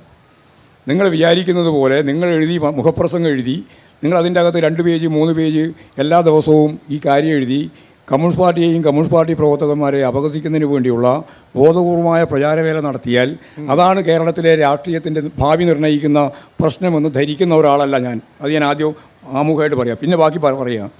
ഞങ്ങൾ അതിലെടുത്ത നിലപാടെന്താ? ഞങ്ങൾ ആ സംഭവം വന്ന 1ാമത്തെ ദിവസം നടത്തിയ പത്രസമ്മേളനത്തിൽ ഞാനാ പറഞ്ഞത്, CPM-ൻ്റെ സംസ്ഥാന സെക്രട്ടറി എന്ന രീതിയിൽ തന്നെ പറഞ്ഞു, ഇത് കോടതിയുടെ നേതൃത്വത്തിൽ ഒരു പ്രത്യേക അന്വേഷണ സംഘത്തെ നിശ്ചയിച്ച് അന്വേഷിക്കണം. എന്നിട്ട് ആരാണോ ഉത്തരവാദികളായ മുഴുവൻ ആളുകളെയും നിയമത്തിൻ്റെ മുമ്പിൽ കൊണ്ടുവരണം. അത്രയും പറഞ്ഞിട്ട് ഞാൻ അവസാനിപ്പിക്കുകയല്ല ചെയ്തത്. അതിൽ ഉത്തരവാദികളായ ഒരാളെയും communist party of India marxist സംരക്ഷിക്കില്ല, ഗവൺമെൻറ്റും സംരക്ഷിക്കില്ല എന്ന ഉറച്ച നിലപാട് സ്വീകരിച്ചുകൊണ്ടാണ് പാർട്ടി അന്നും ഇന്നും ഇപ്പോഴിവിടെ പറയുമ്പോഴും ഒരു മാറ്റവും ഞങ്ങൾ വരുത്തിയിട്ടില്ല. UDF-കാരാണ് മാറ്റം വരുത്തിയത്. അവർ പറഞ്ഞു, നമ്മുടെ നിയമസഭാ സമ്മേളനം നടന്നപ്പോൾ ആ സമ്മേളനത്തിൽ പങ്കെടുക്കാതെ അവർ പറഞ്ഞു CBI അന്വേഷണം നടത്തിയാൽ മാത്രമേ ഞങ്ങൾ പങ്കെടുക്കുകയുള്ളൂ. വളരെ പ്രധാനപ്പെട്ട ബില്ല് ചർച്ച ചെയ്യാൻ വേണ്ടി ചേർന്ന സമ്മേളനം മുഴുവൻ അലങ്കോലപ്പെടുത്തുന്നു പറഞ്ഞാൽ അവരിറങ്ങിപ്പോയി. ഒരുപാട് മുദ്രാവാക്യം പിടിച്ചിട്ട് പോയി. അവരെ പറഞ്ഞാൽ എന്താ, CBI അന്വേഷിക്കണം. ഇപ്പോൾ ആരെങ്കിലും CBI അന്വേഷിക്കണം എന്ന് പറയുന്നുണ്ടോ? CBI അന്വേഷിക്കാനുള്ള നിർബന്ധം UDF-കാർക്കുണ്ടോ? ഇപ്പോൾ അന്വേഷിച്ചുകൊണ്ടിരിക്കുന്ന കാര്യം വെച്ചുകൊണ്ടുള്ള ചർച്ചയിലേക്കാണ് പോകുന്നത്. നല്ലത്, നടത്തട്ടെ. ആരെയും CPIM സംരക്ഷിക്കില്ല. ഒരു തരി സ്വർണം അയ്യപ്പൻ്റെ നഷ്ടപ്പെടാൻ പാടില്ല. അത് മുഴുവൻ തിരിച്ചു പിടിക്കണം. ആരൊക്കെയാണ് ഉത്തരവാദി എന്നത് നിയമത്തിൻ്റെ മുമ്പിൽ കൊണ്ടുവരണം, ശിക്ഷിക്കണം. ആ ശിക്ഷ നൽകണമെന്ന കാര്യത്തിൽ ഒരു തർക്കവും ഞങ്ങൾക്കില്ല. ഇതാ ഞങ്ങളുടെ നിലപാട്. അന്നത്തെ നിലപാട് പോലെയാണ്, ഇന്നത്തെ നിലപാട് തന്നെയാണ്. പക്ഷേ ഞാൻ ഇപ്പം ഈ പറയുമ്പം കണ്ടിട്ടുള്ള ഒരു പ്രത്യേകത, ഇപ്പം ഞാൻ ഈ കരിമണൽ വിഷയം വന്നപ്പോൾ അത് അവസാനിച്ചില്ല അവിടെ, അത് തീർന്നു. ബാക്കി നമുക്ക് ഒത്തിരി സമയക്കുറവായതുകൊണ്ടാണ്. ഈ കരിമണൽ വിഷയം വന്നപ്പോൾ നമ്മളെ അത്ഭുതപ്പെടുത്തിയ ഒരു കാര്യം എന്താണെന്ന് ചോദിച്ചാൽ, ഞാനിപ്പോൾ പാർട്ടി എന്താ പറയുക, വ്യക്തികളുടെ അതായത് പാർട്ടി നേതാക്കളുടെ കുടുംബാംഗങ്ങളെ പോലും അവരെ ന്യായീകരിക്കാൻ പോലും പാർട്ടി ഇറങ്ങുന്നത് കണ്ടു. അതൊരു വശത്ത്. മറ്റേത് എന്നെ ആശങ്കപ്പെടുത്തിയ ഒരു കാര്യം, അങ്ങനെ പറഞ്ഞാൽ അങ്ങനെ വിടാൻ പറ്റില്ല. ഓക്കെ, ഇതെല്ലാം വെറുതെ ആരോപണങ്ങളാണല്ലോ. നിങ്ങളാണ് മാസപ്പടി എന്നുള്ള പദം ആദ്യം ഉപയോഗിച്ചത്. അതെ, ഞാൻ തന്നെ പറഞ്ഞു. അതാണ് അത് യഥാർത്ഥത്തിൽ ബൂർഷ്വാ രാഷ്ട്രീയത്തിൻ്റെ അങ്ങേ തലയായിട്ടുള്ളൊരു പ്രയോഗമാണത്. ഞങ്ങളെ സംബന്ധിച്ചിടത്തോളം വളരെ വ്യക്തമായിട്ടൊരു കാര്യമുണ്ട്. വ്യക്തിപരമായിട്ട് ആരെങ്കിലും നടത്തുന്ന ഒരു കാര്യത്തോടും ഞങ്ങളെ കൂട്ടിച്ചേർത്ത് പറയേണ്ട കാര്യമില്ല. ഓക്കെ, കരിമണൽ പ്രയോഗത്തിൻ്റെ പേരും പറഞ്ഞിട്ട് മുഖ്യമന്ത്രിയെ പ്രതിയാക്കി, മുഖ്യമന്ത്രിയാണ് ഇതിൻ്റെ അകത്ത് വരാൻ പോകുന്ന പ്രധാനപ്പെട്ട പ്രതി എന്ന് പറഞ്ഞപ്പോഴാണ് മുഖ്യമന്ത്രിയെ രാഷ്ട്രീയമായിട്ട് കൃത്യതയോടുകൂടി സംരക്ഷിക്കാനുള്ള നിലപാട് ഞങ്ങൾ സ്വീകരിച്ചത്. അല്ലാണ്ട് ഏതെങ്കിലും പ്രതിയെയല്ല, മുഖ്യമന്ത്രിയെ. ഇല്ലാതെ ഒരു കാര്യം ഉണ്ട് എന്ന് പറഞ്ഞിട്ട് ഇതേവരെ ഒന്നും ആയിട്ടില്ലല്ലോ. ഇത്ര കാലമായി ഇപ്പോൾ തുടങ്ങിയിട്ട്, ഇത് പറയാൻ തുടങ്ങിയിട്ട് എത്ര കൊല്ലായി? 5-10 കൊല്ലായി. നിങ്ങൾ മേസപ്പടി വന്നിട്ട് എവിടെ പോയി മാസപ്പടി? പക്ഷേ മാഷേ കേൾക്ക്, ഞാൻ പറഞ്ഞു തീർക്കട്ടത്. ഒരു മാസപ്പടിയും നിങ്ങൾക്ക് എവിടെയൊന്നും പറയാൻ പറ്റിയിട്ടില്ല. ഒരു അന്വേഷണം എവിടെ എത്തിയിട്ടില്ല. അത് എവിടെ എത്താനും പോകുന്നില്ല. കാരണം കളവായ കാര്യം പറഞ്ഞ് മുഖ്യമന്ത്രിയിലേക്ക് എത്തിക്കാനാണ് നിങ്ങൾ ശ്രമിച്ചത്. അതുകൊണ്ട് മുഖ്യമന്ത്രിക്ക് അതിൻ്റെ അകത്ത് യാതൊരു പ്രശ്നവും അന്നുമില്ല, ഇന്നുമില്ല, ഇനി നാളെ ഉണ്ടാവുകയും ചെയ്യില്ല, ഉറപ്പാണ്. അതുകൊണ്ടാണ് ഞാൻ പറഞ്ഞത്. അതുകൊണ്ട് രാഷ്ട്രീയമായിട്ട് മുഖ്യമന്ത്രിയെ നേരിടാൻ അഴിമതിയുടെ ആരോപണത്തിൻ്റെ പേരും പറഞ്ഞ് മുമ്പോട്ടേക്ക് വന്നാൽ അതിനെ കമ്മ്യൂണിസ്റ്റ് പാർട്ടി ശാക്തിയായിട്ട് പ്രതിരോധിക്കും. അത് പ്രതിരോധിക്കൽ പിന്നെ കമ്മ്യൂണിസ്റ്റ് പാർട്ടി ഉണ്ടാവും. പിന്നെ ഞാൻ ചോദിക്കുന്നത് സി പി എമ്മിൻ്റെ വിഷയം മാത്രമല്ല, ആ ഒരു വിഷയം തുടക്കത്തിൽ റിപ്പോർട്ട് ചെയ്ത ഒരാളെന്നുള്ള നിലയ്ക്ക്, ഒരു മാധ്യമപ്രവർത്തകൻ എന്ന നിലയ്ക്ക് ഞാൻ ചോദിക്കുകയാണ്. അതായത് ഈ ഞങ്ങൾ റിപ്പോർട്ട് ചെയ്തത് ഇൻ്ററിം സെറ്റിൽമെൻറ്റ് ബോർഡിൻ്റെ ഉത്തരവ് മാത്രമാണ്. അത് ഒന്ന്. പക്ഷേ ഞങ്ങൾ അത് ഒരു ഉത്തരവിൻ്റെ ഭാഗമല്ലാത്ത റിപ്പോർട്ടുകൾ, ആദായ നികുതി വകുപ്പിൻ്റെ റിപ്പോർട്ട് കാണുവാൻ ഇടവന്ന ഒരാളാണ് ഞാൻ. എന്നെ ഞെട്ടിച്ച ഒരു കാര്യം പറഞ്ഞാൽ, കേരളത്തിലെ ഒരുവിധപ്പെട്ട എല്ലാ പാർട്ടിയുടെയും നേതാക്കൾ ഈ കരിമണൽ കർത്തായിൽ നിന്ന് പണം മേടിച്ചിട്ടുണ്ടെന്നാണ് അവരുടെ ഒരു ഔദ്യോഗികമായിട്ടുള്ള രേഖ കാണുന്നത്. അതിനകത്ത് കോൺഗ്രസ് ഉണ്ട്, CPM ഉണ്ട്, CPI ഉണ്ട്, BJP ഉണ്ട്, സംഘടനകളുണ്ട്, മാധ്യമപ്രവർത്തകരുണ്ട്, മാധ്യമ സ്ഥാപനങ്ങളുണ്ട്, ഇവരെല്ലാം ഉണ്ട്. ഇതൊരു പരിസ്ഥിതിക്ക് ദോഷകരമാകുന്ന ഒരു മാഷ് പരിസ്ഥിതി വിഷയങ്ങളൊക്കെ താല്പര്യമുള്ള ഒരാളാണ്. ഇങ്ങനെ പോയാൽ കേരളത്തിലെ രാഷ്ട്രീയക്കാരെയും കേരളത്തിലെ പൊതു സമൂഹത്തിലുള്ളവരെയും ഒക്കെ സാമാന്യ ജനം എന്തിനാണ് വിശ്വസിക്കുന്നത്? ഇങ്ങനെ കോടികളും ലക്ഷങ്ങളുമാണ് അവർ മേടിച്ചിരിക്കുന്നത്. കോടികളും ലക്ഷങ്ങളും ഒന്നും ആരും വാങ്ങിയിട്ടുണ്ടാവില്ല. കോടികൾ വാങ്ങിയത് എനിക്കറിയില്ല. അതിനെപ്പറ്റി എനിക്ക് യാതൊരു വിവരവുമില്ല. അതിൻ്റെ അകത്ത് ഒരു പേര് എന്ന് പറഞ്ഞിട്ട് പിണറായിൻ്റെ പേരുണ്ട്. പിണറായി ശക്തിയായിട്ട് നിഷേധിച്ചിട്ടുണ്ട്. CPMൻ്റെ വേറൊരാളെ പേരും അതിൻ്റെ അതില്ല. അല്ല, ഞാൻ പറയണ്ട, അതാ ഞാൻ പറയുന്നത്. അവിടെ നിങ്ങളിങ്ങനെ പറയുമ്പോൾ ഇതെല്ലാം പൊതുവൽക്കരിക്കുക. നിങ്ങൾ UDFകാർ കോൺഗ്രസ് ഉണ്ട്, ലീഗ് ഉണ്ട് എന്നൊക്കെ പറഞ്ഞ് നിങ്ങൾ പറഞ്ഞ പേരുണ്ടായിരുന്നു പറയാം. നിങ്ങൾ CPMൻ്റെ ആരെ പറ്റിയാണ് പറയുന്നത്? അതിൽ ആ പേര് ഏത് പേരാ പറ്റിയ? ഞാൻ കോൺഗ്രസിനെ പറഞ്ഞു, CPI പറഞ്ഞു, BJP പറഞ്ഞു. ഞാൻ പറയണേ, ഞാൻ CPMൻ്റെ വ്യക്തമായിട്ട് നിൽക്കില്ലേ? ഏത് CPIM നേതാവിനെ പറ്റിയാണ് പറഞ്ഞത്? ഒരാളെ പേര് പറ. എന്തോ ഒരാളെ പേര് പറ. കർത്താവിൻ്റെ ഡയറിയിലുണ്ട് എന്ന് പറയുന്ന ഒരാളെ പേര് പറ. പറഞ്ഞില്ല, ഇല്ല പറയാൻ. അതുകൊണ്ട് ഞങ്ങളെ എല്ലാം കോടിയേരി ബാലകൃഷ്ണന്റെ പേരൊന്നും പറഞ്ഞിട്ടില്ല അതിനകത്ത്. അല്ല, അങ്ങനെ പേരുണ്ട്, ഉണ്ടായില്ല. കോടിയേരി ബാലകൃഷ്ണന്റെ പേരേ ഉണ്ടായില്ല. ആകെ ഉണ്ടായിരുന്നു എന്ന് പറയുന്നത് ഒരു 2 ഇനീഷ്യലാണ്. അത് സംബന്ധിച്ച് പിണറായിയോട് ചോദിച്ചപ്പോൾ പിണറായി ഇത് കൃത്യമായിട്ട് നിഷേധിക്കുകയും ചെയ്തിട്ടുണ്ട്. വേറെ ഒരാളെ പറ്റിയും പറഞ്ഞിട്ടില്ല. പക്ഷേ മാഷെ, എനിക്ക് ചോദിക്കാനുള്ളത് അല്ല, അതിൽ പറയാനുള്ള ഒറ്റ കാര്യമുള്ളൂ.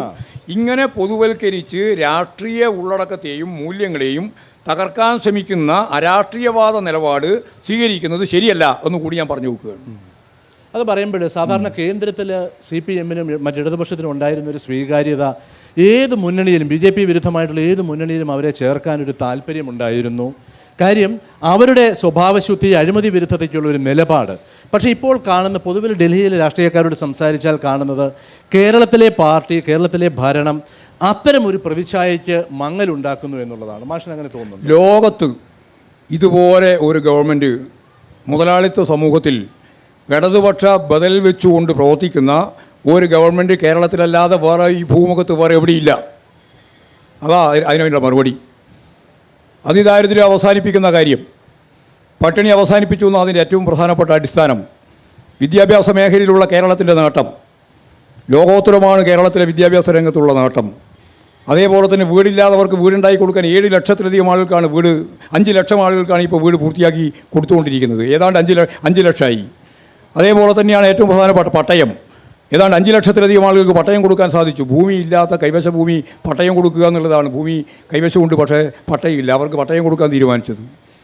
ലോകോത്തരമായ വളർച്ചയാണ്, വികാസമാണ് കേരളം നേടിയിട്ടുള്ളത്. നിങ്ങൾക്കറിയാം, നാഷണൽ ഹൈവേ 66 വരില്ല എന്ന് പറഞ്ഞിട്ട് ഫയൽ മടക്കി പോയതാണ് ഉമ്മൻചാണ്ടിയുടെ കാലത്ത്. അതാണ് ഇപ്പോൾ പൂർത്തിയാക്കാൻ പോകുന്നത്. ഈ 66 നാഷണൽ ഹൈവേ ഇക്കൊല്ലം അവസാനിക്കുമ്പോഴേക്ക്, ഈ സാമ്പത്തിക വർഷം അവസാനിക്കുമ്പോഴേക്ക് കേരളത്തിൽ ഒരറ്റം മുതൽ മറ്റൊരറ്റം വരെ, ഞാൻ നേരത്തെ കേരളിനെ പറ്റി പറഞ്ഞതുപോലെ ഒരു 6-7 മണിക്കൂർ കൊണ്ട് കേരളത്തിൽ ഒരറ്റം മുതൽ മറ്റൊരറ്റം വരെ സഞ്ചരിക്കാൻ കഴിയുന്ന ഈ നാഷണൽ ഹൈവേ 66 പ്രാവർത്തികമാകാൻ പോവുകയാണ്. മലയോര മേഖല, അതാണ് മലയോര ഹൈവേ.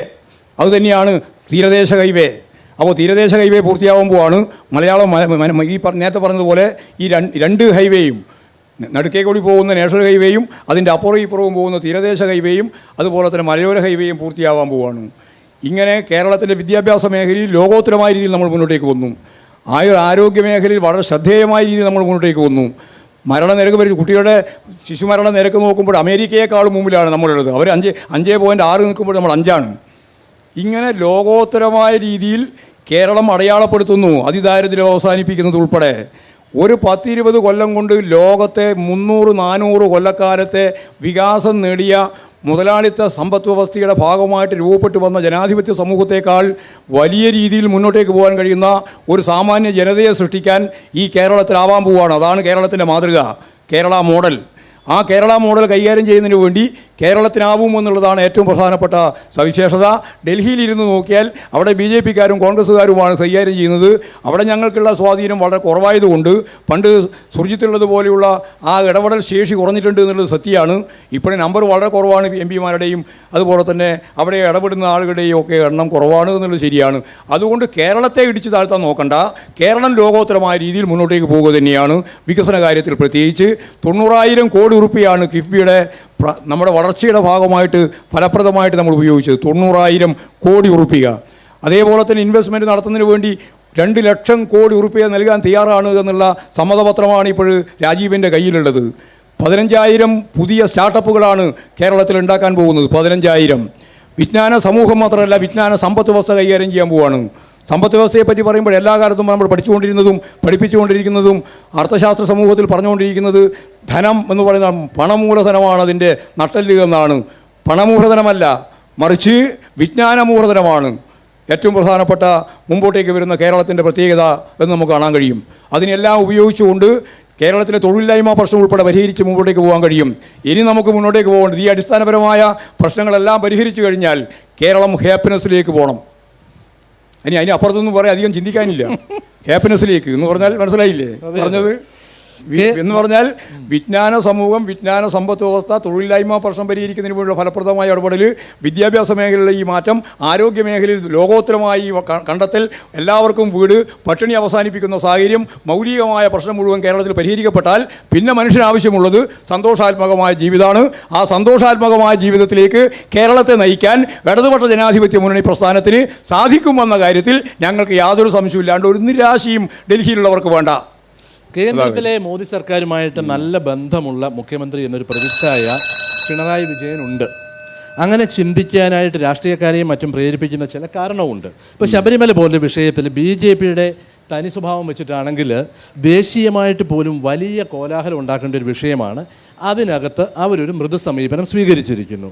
ഇപ്പം നമ്മൾ കാണുന്നത്, ഇപ്പോൾ PM ശ്രീ വിവാദം വന്നപ്പോൾ BJPയുടെ വർഗീയ അജണ്ട വിദ്യാഭ്യാസ നയത്തിലൂടെ എങ്ങനെ നടപ്പാക്കുന്നു എന്ന് CPM-നെ പറഞ്ഞു മനസ്സിലാക്കി തരാൻ CPI വേണ്ടി വന്നു. അതുപോലെ തന്നെ ഇപ്പോൾ ലേബർ കോഡിൻ്റെ വിഷയവും വന്നിട്ടുണ്ട്. ലേബർ കോഡിൽ ചട്ടങ്ങൾ, കരട് ചട്ടങ്ങളൊക്കെ മുന്നോട്ട് പോകുന്നതുകൊണ്ട് പലരും തൊഴിലാളി യൂണിയനുകളൊന്നും അറിഞ്ഞിട്ടില്ല എന്ന് അവരും പറയുന്നു. എന്തിനാണ് BJPയുടെ അല്ലെങ്കിൽ കേന്ദ്രത്തിലെ സർക്കാരുമായിട്ട് ഇടപെടുമ്പോൾ CPM ഇത്ര രഹസ്യ സ്വഭാവം സൂക്ഷിക്കുന്നത്? ഒരു രഹസ്യ സ്വഭാവവും സൂക്ഷിക്കുന്നില്ല എന്ന് മാത്രമല്ല, CPIM-ഉം ഇടതുപക്ഷ ജനാധിപത്യ പ്രസ്ഥാനവും ഒറ്റക്കെട്ടായി RSSൻ്റെ വർഗീയ അജണ്ടക്കെതിരായ ശക്തിമത്തായ പോരാട്ടം നടത്തിക്കൊണ്ടിരിക്കുകയാണ്. ബാക്കി അതിൻ്റെ ഇടയിൽ കുത്തി പറഞ്ഞ കാര്യം CPIM-ഉം അതുപോലെ മുഖ്യമന്ത്രിയും നരേന്ദ്രമോദിയും തമ്മിലുള്ള സൗഹൃദത്തെ സംബന്ധിച്ച് ചൂണ്ടിക്കാണിക്കുന്നത് ഒരു രാഷ്ട്രീയമാണ്. ആ രാഷ്ട്രീയം നിങ്ങളിപ്പോഴും നിരന്തരം പറഞ്ഞുകൊണ്ടിരിക്കുന്ന രാഷ്ട്രീയമാണ്. എന്ന് പറഞ്ഞാൽ ഇവിടെ RSSും BJPയുമായിട്ട് ഉൾപ്പെടെ സഖ്യമുണ്ടാക്കുക, ജമാഅത്തെ ഇസ്ലാമിയുടെ ആശയ രാഷ്ട്രീയത്തിൻ്റെ മുൻകൈയിലാണ് ഇന്ന് UDF പ്രവർത്തിച്ചുകൊണ്ടിരിക്കുന്നത്. UDFൻ്റെ ഇന്നത്തെ കേരളത്തിലെ പ്രവർത്തനം ജമാഅത്തെ ഇസ്ലാമിയെ ചേർത്ത് ജമാഅത്തെ ഇസ്ലാമിക്ക് കൈയടയാളത്തിൽ മത്സരിക്കാൻ സൗകര്യം കൊടുത്ത പ്രധാനപ്പെട്ട കേന്ദ്രം VD സതീശൻ്റെ നാട്ടിലാണ്. എന്ന് പറഞ്ഞാൽ VD സതീശൻ്റെ നാട്ടിൽ എല്ലാം കൂടി ചേർന്ന് RSSും BJPയും അതുപോലെ തന്നെ ഈ പറയുന്ന ജമാഅത്തെ ഇസ്ലാമി SDPIയും എല്ലാം ചേർന്ന് കോൺഗ്രസും ലീഗും മത്സരിക്കുകയാണ്. ഇങ്ങനെ നൂറുകണക്കിന് വാർഡുകളിൽ ഇവിടെ മത്സരിക്കുന്നുണ്ട് ജമാഅത്തെ ഇസ്ലാമിയും അതുപോലെ തന്നെ SDPIയും. ഇവരെല്ലാം ചേർന്നിട്ടുള്ള മുന്നണിയുടെ രാഷ്ട്രീയ ആശയ രൂപീകരണത്തിലെ പ്രമുഖ ശക്തി എന്ന് പറയുന്നത് ജമാഅത്തെ ഇസ്ലാമിയാണ്. അതൊരു ഭാഗത്ത്. മറുഭാഗത്ത് RSSും BJPയും സംഘപരിവാർ വിഭാഗങ്ങളുമാണ്. അവിടെ ഏറ്റവും പ്രധാനപ്പെട്ട അജണ്ട ഹിന്ദുത്വ അജണ്ട തന്നെയാണ്. ഹിന്ദുവൽക്കരണത്തിൻ്റെ തന്നെ പ്രശ്നമാണ്. ഒരു രാജ്യം സൃഷ്ടിക്കുക എന്നുള്ളത് തന്നെയാണ്.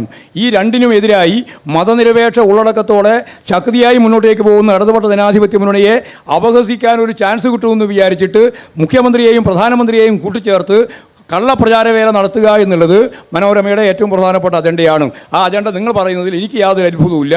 അത് പറഞ്ഞില്ലെങ്കിൽ മാത്രമേ എനിക്ക് അത്ഭുതം ഉണ്ടാവുള്ളൂ.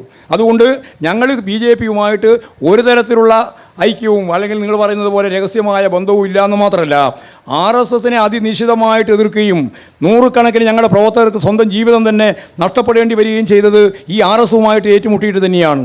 ആ ഏറ്റുമുട്ടലിൽ നിന്ന് തന്നെയാണ് ഈ പാർട്ടിയും പ്രസ്ഥാനവും മുന്നോട്ടേക്ക് വന്നിട്ടുള്ളത്. നല്ലപോലെ ചെറുത്ത് നിന്നുകൊണ്ട് തന്നെയാണ്. ആ പ്രസ്ഥാനത്തിൻ്റെ ഭാഗമായിട്ട് നോക്കിയിട്ട് നിങ്ങൾക്ക് വളരെ ലളിതമായിട്ട് എഴുതിയേ വേണ്ടൂ.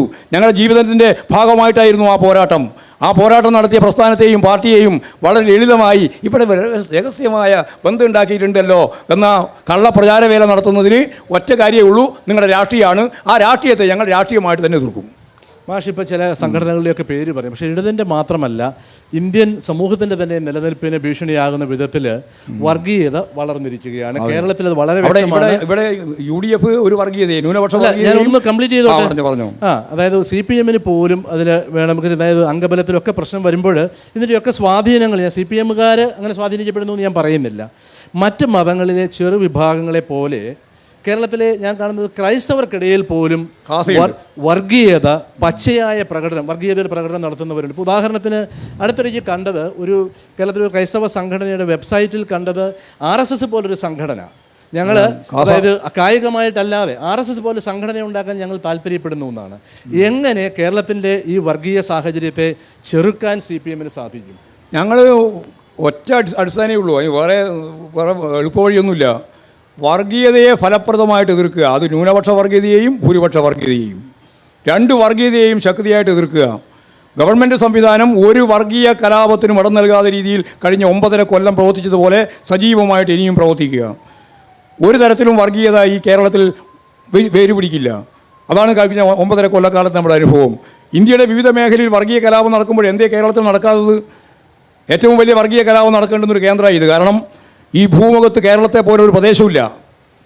50% വരുന്ന ഹിന്ദുക്കളും അല്ലെങ്കിൽ ഹിന്ദുക്കൾ എന്ന് പറഞ്ഞാൽ എല്ലാം ഹിന്ദുക്കളൊന്നുമല്ല.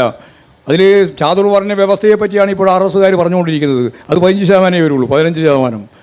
ബാക്കി ഹിന്ദുക്കളൊന്നും അവരെ പറ്റിയിൽ ഹിന്ദുവല്ല. അതേപോലെ തന്നെ ഇവിടെ മുസ്ലിം വർഗീയവാദികളുണ്ട്, ഈ പറഞ്ഞ ജമാഅത്തെ ഇസ്ലാമിയും SDPI ഉൾപ്പെടെ. അതേപോലെ തന്നെ കാസ ക്രിസ്ത്യാനി വിഭാഗത്തിൻ്റെ അകത്തെ RSSൻ്റെ കൗണ്ടർ പാർട്ടാണ്, അവരുമുണ്ട്. ഇവരെല്ലാം ചേർന്നുകൊണ്ട് വർഗീയ കലാപത്തിൻ്റെ രംഗമാക്കി കേരളത്തെ മാറ്റാൻ ശ്രമിക്കുമ്പോൾ നല്ല ഉത്ബുദ്ധതയുള്ള കേരളത്തിലെ ജനങ്ങൾ മതനിരപേക്ഷ ഉള്ളടക്കത്തെ അടിസ്ഥാനപ്പെടുത്തിയിട്ട് നിലകൊള്ളുന്നു എന്നുള്ളത് കൊണ്ടാണ് അവർക്കിവിടെ കുളം കലക്കാൻ സാധിക്കാതിരുന്നത്. അതിൻ്റെ ഏറ്റവും പ്രധാനപ്പെട്ട ഗ്യാരണ്ടി ഇടതുപക്ഷ ജനാധിപത്യ പ്രസ്ഥാനത്തിൻ്റെ ശരിയായ രീതിയിലുള്ള ദിശാബോധത്തോടു കൂടിയുള്ള ഇടപെടൽ തന്നെയാണ്. ആ ഇടപെടലിലൂടെയാണ് നമുക്ക് ഫലപ്രദമായി ഇടതുപക്ഷ ജനാധിപത്യ പ്രസ്ഥാനത്തിനും അതിൻ്റെ ഗവൺമെൻറ്റിനും മുന്നോട്ടേക്ക് പോകാനാവുക, അതിനൊരു തുടർച്ചയുണ്ടാവുക. അതല്ലാതെ വന്നാൽ ഈ പറഞ്ഞതുപോലെ കേരളം കുളമാവും. ആ കുളമാക്കാനുള്ള പ്രവർത്തനങ്ങളാണ് ഈ വർഗീയ ശക്തികളെല്ലാം 3 വിഭാഗവും ശക്തിയായിട്ട് ശ്രമിച്ചുകൊണ്ടിരിക്കുന്നത്. വിശ്വാസികൾ ആരും തന്നെ വർഗീയവാദികളല്ല. വർഗീയവാദികൾക്ക് ഒന്നിനും വിശ്വാസവുമില്ല.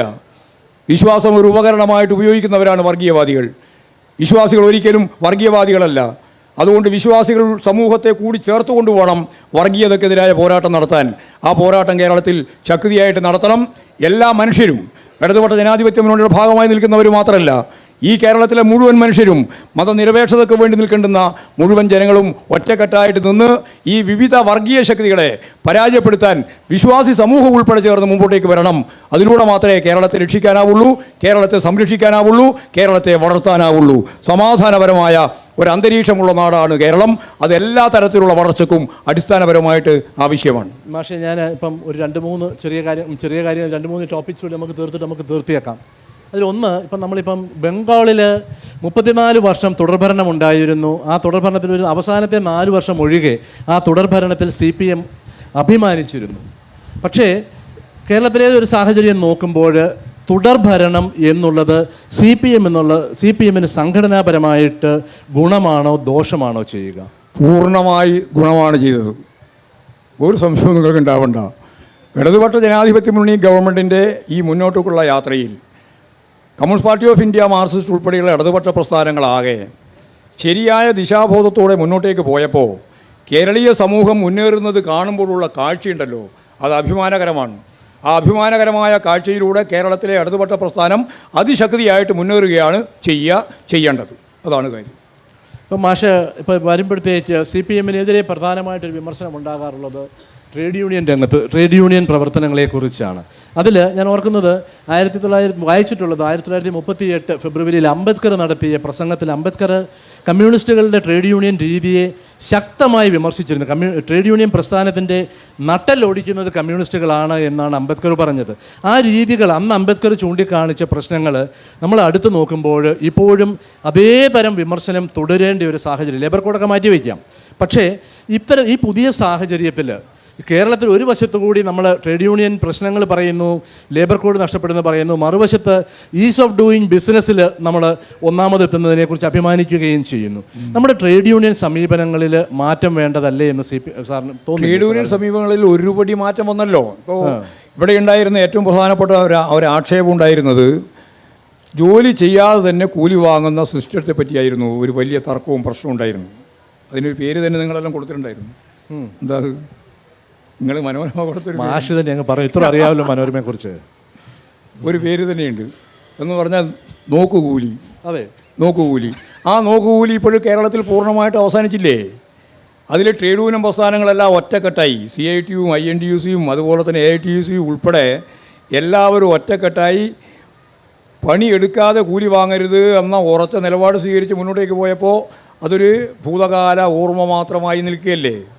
അങ്ങനെയുള്ള നിരവധി കാര്യങ്ങൾ കേരളത്തെ സംബന്ധിച്ചിടത്തോളം ഉണ്ട്. ഒരു വ്യവസായ സംരംഭത്തിനും കേരളത്തിലെ തൊഴിലാളി വർഗം എതിരല്ല എന്ന് ഇപ്പോൾ എല്ലാവരും സമ്മതിച്ചിട്ടുണ്ട്.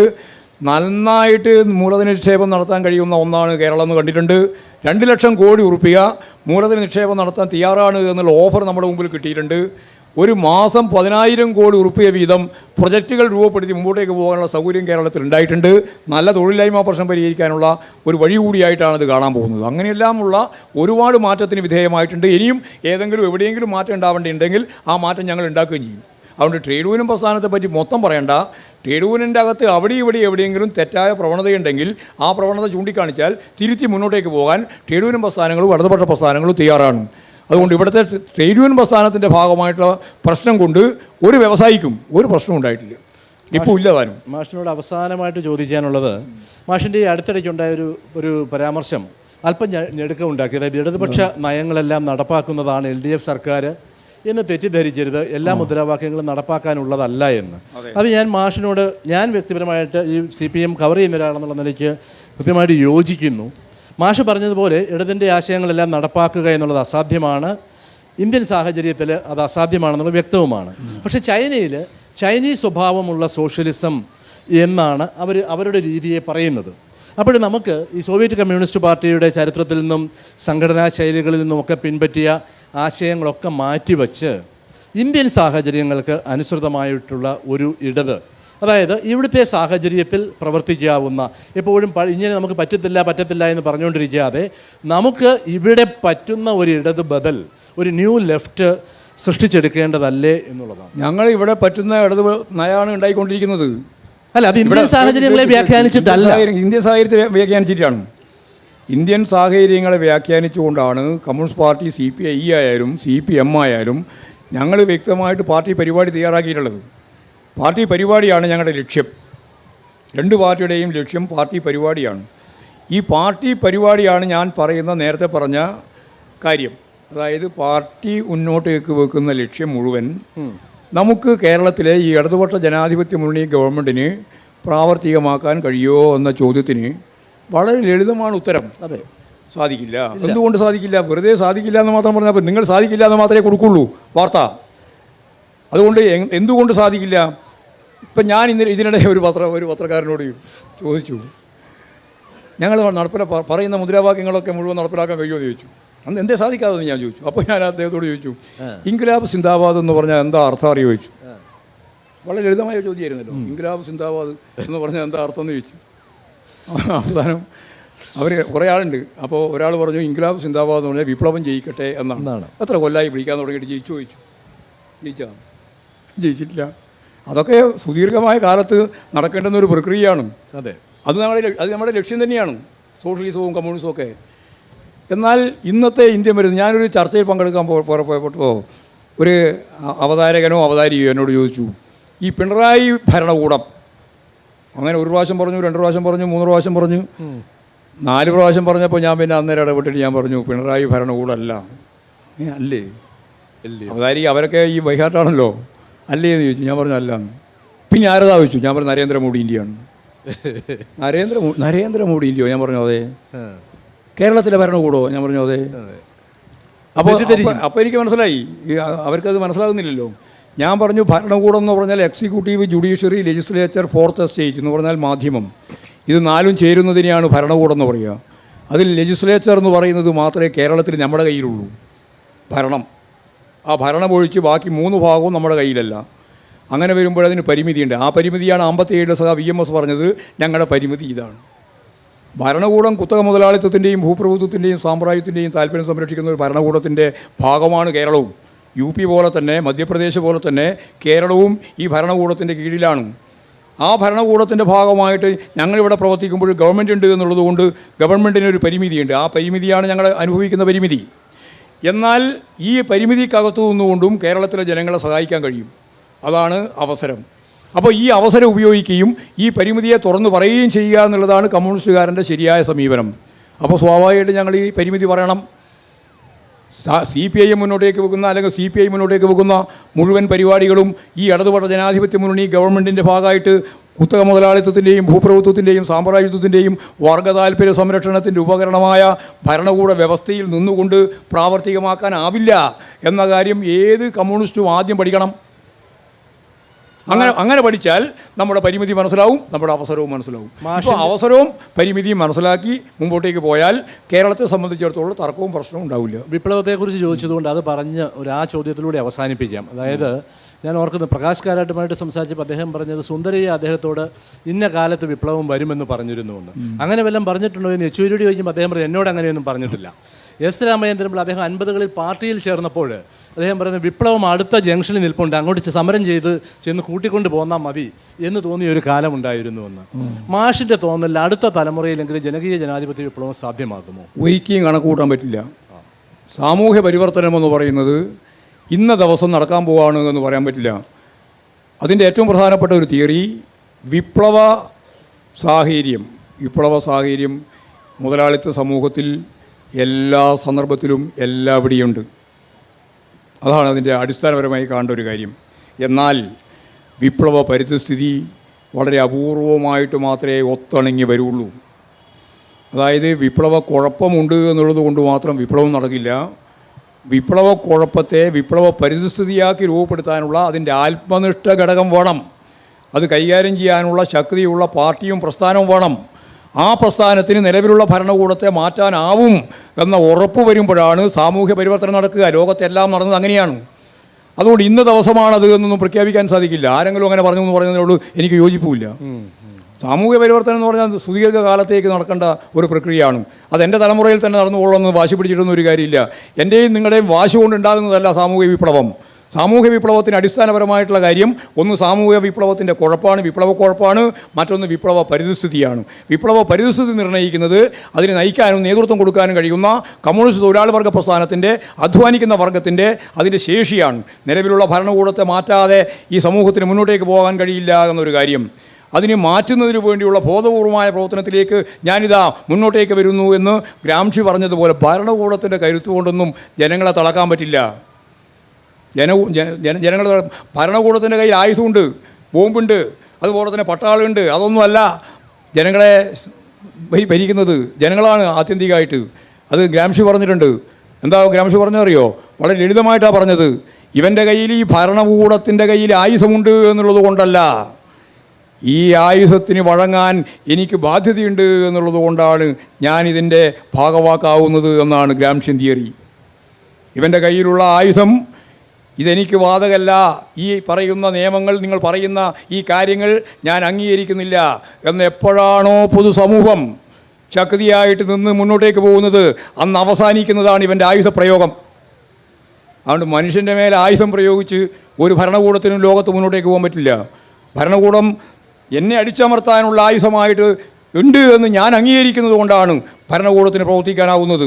അല്ലെങ്കിൽ ഭരണകൂടത്തിന് ഒരു ഇഞ്ച് മുന്നോട്ടേക്ക് പോകാൻ സാധിക്കില്ല. നമ്മുടെ സമീപകാലത്തുണ്ടായ നിരവധി സംഭവങ്ങൾ വെച്ച് നമുക്കിപ്പോൾ തന്നെ മനസ്സിലാവും. ചിലപ്പോൾ അരാഷ്ട്രീയമായിട്ട് പോലും ബംഗ്ലാദേശിലതാണ്, നേപ്പാളിലതാണ് നമ്മൾ കണ്ടത്. അതാണ് നമ്മുടെ മുമ്പിലുള്ള ചിത്രം. ഇവൻ്റെ കയ്യിൽ ആയുധം ഉണ്ടായിരുന്നില്ല, എവിടെ പോയി അതെല്ലാം? ജനങ്ങളെ ഇരച്ചു കയറി മുമ്പോട്ടേക്ക് വരുമ്പോൾ നേരത്തെ പറഞ്ഞതുപോലെ ഇതിൻ്റെ ആജ്ഞ അനുസരിക്കാൻ എനിക്ക് മനസ്സില്ല എന്ന് പറയുന്നതോടുകൂടി ഇവൻ്റെ എല്ലാ ആയുധങ്ങളും സർവ്വപൂർണ്ണമായി നിശബ്ദമാവും. ഇതാണ് ലോകത്തിൻ്റെ വിപ്ലവത്തിൻ്റെ ചിത്രം. അതുകൊണ്ട് മനുഷ്യ സമൂഹത്തിൻ്റെ വളർച്ചയും മുന്നോട്ടേക്ക് പോകുമെന്ന് പറയുന്നത് പരിപക്വമാകുന്ന സമയത്ത് സാമൂഹ്യ പരിവർത്തനം ലോകത്ത് നടന്നേ പറ്റും. അത് നടക്കുമെന്ന് തന്നെയാണ് ഉറച്ച വിശ്വാസം. അത് നാളെ നടക്കും, അല്ലെങ്കിൽ ഈ തലമുറയിൽ നടക്കും. അടുത്ത തലമുറയാണെന്ന് ഞാനിപ്പോൾ പറയുന്നില്ല. എപ്പോഴാണോ പരിപക്വമാകുന്നത് അപ്പോൾ. അതാണ് ഉത്തരം.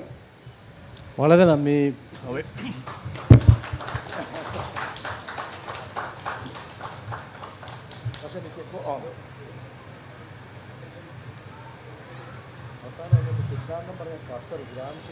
എന്തെങ്കിലും ചോദ്യങ്ങളുണ്ടെങ്കിൽ ഒന്നോ രണ്ടോ ചോദ്യം ചോദിക്കാം വേഗത്തിൽ.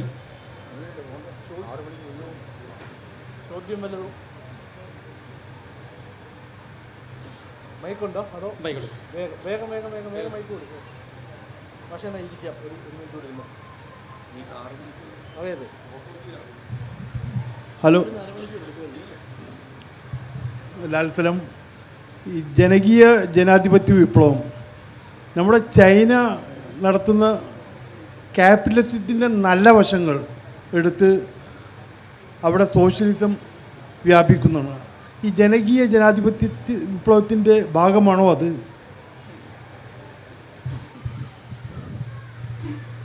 ചൈനയിൽ നടക്കുന്നതാണ്, ഇന്ത്യയിൽ നടക്കേണ്ടത് ഇന്ത്യയിൽ നടത്തേണ്ടതാണ്. അത് രണ്ടും തമ്മിൽ താരതമ്യം ചെയ്യേണ്ട. പണ്ട് ഇതേപോലെയൊരു പ്രശ്നം കമ്മ്യൂണിസ്റ്റ് പാർട്ടിക്കകത്തുണ്ടായിരുന്നു. കമ്മ്യൂണിസ്റ്റ് പാർട്ടിയുടെ നേതാക്കന്മാർ, അവിഭക്ത കമ്മ്യൂണിസ്റ്റ് പാർട്ടിയാണ്, കമ്മ്യൂണിസ്റ്റ് പാർട്ടി നേതാക്കന്മാർ സ്റ്റാലിൻ ജീവിച്ചിരിക്കുമ്പോൾ ഇവിടെ നിന്ന് ഇന്ത്യയിൽ നിന്ന് 4 പ്രമുഖരായ നേതാക്കൾ സ്റ്റാലിനെ കാണാൻ പോയി. സ്റ്റാലിനോട് ചോദിച്ചു, പ്രിയപ്പെട്ട സ്റ്റാലിൻ, ഞങ്ങൾക്കെല്ലാം വലിയൊരു തർക്കവും പ്രശ്നമുണ്ട്. എന്ത് ചോദിച്ചു? അല്ല, ഇന്ത്യൻ വിപ്ലവം ചൈനീസ് മാതൃകയാണോ?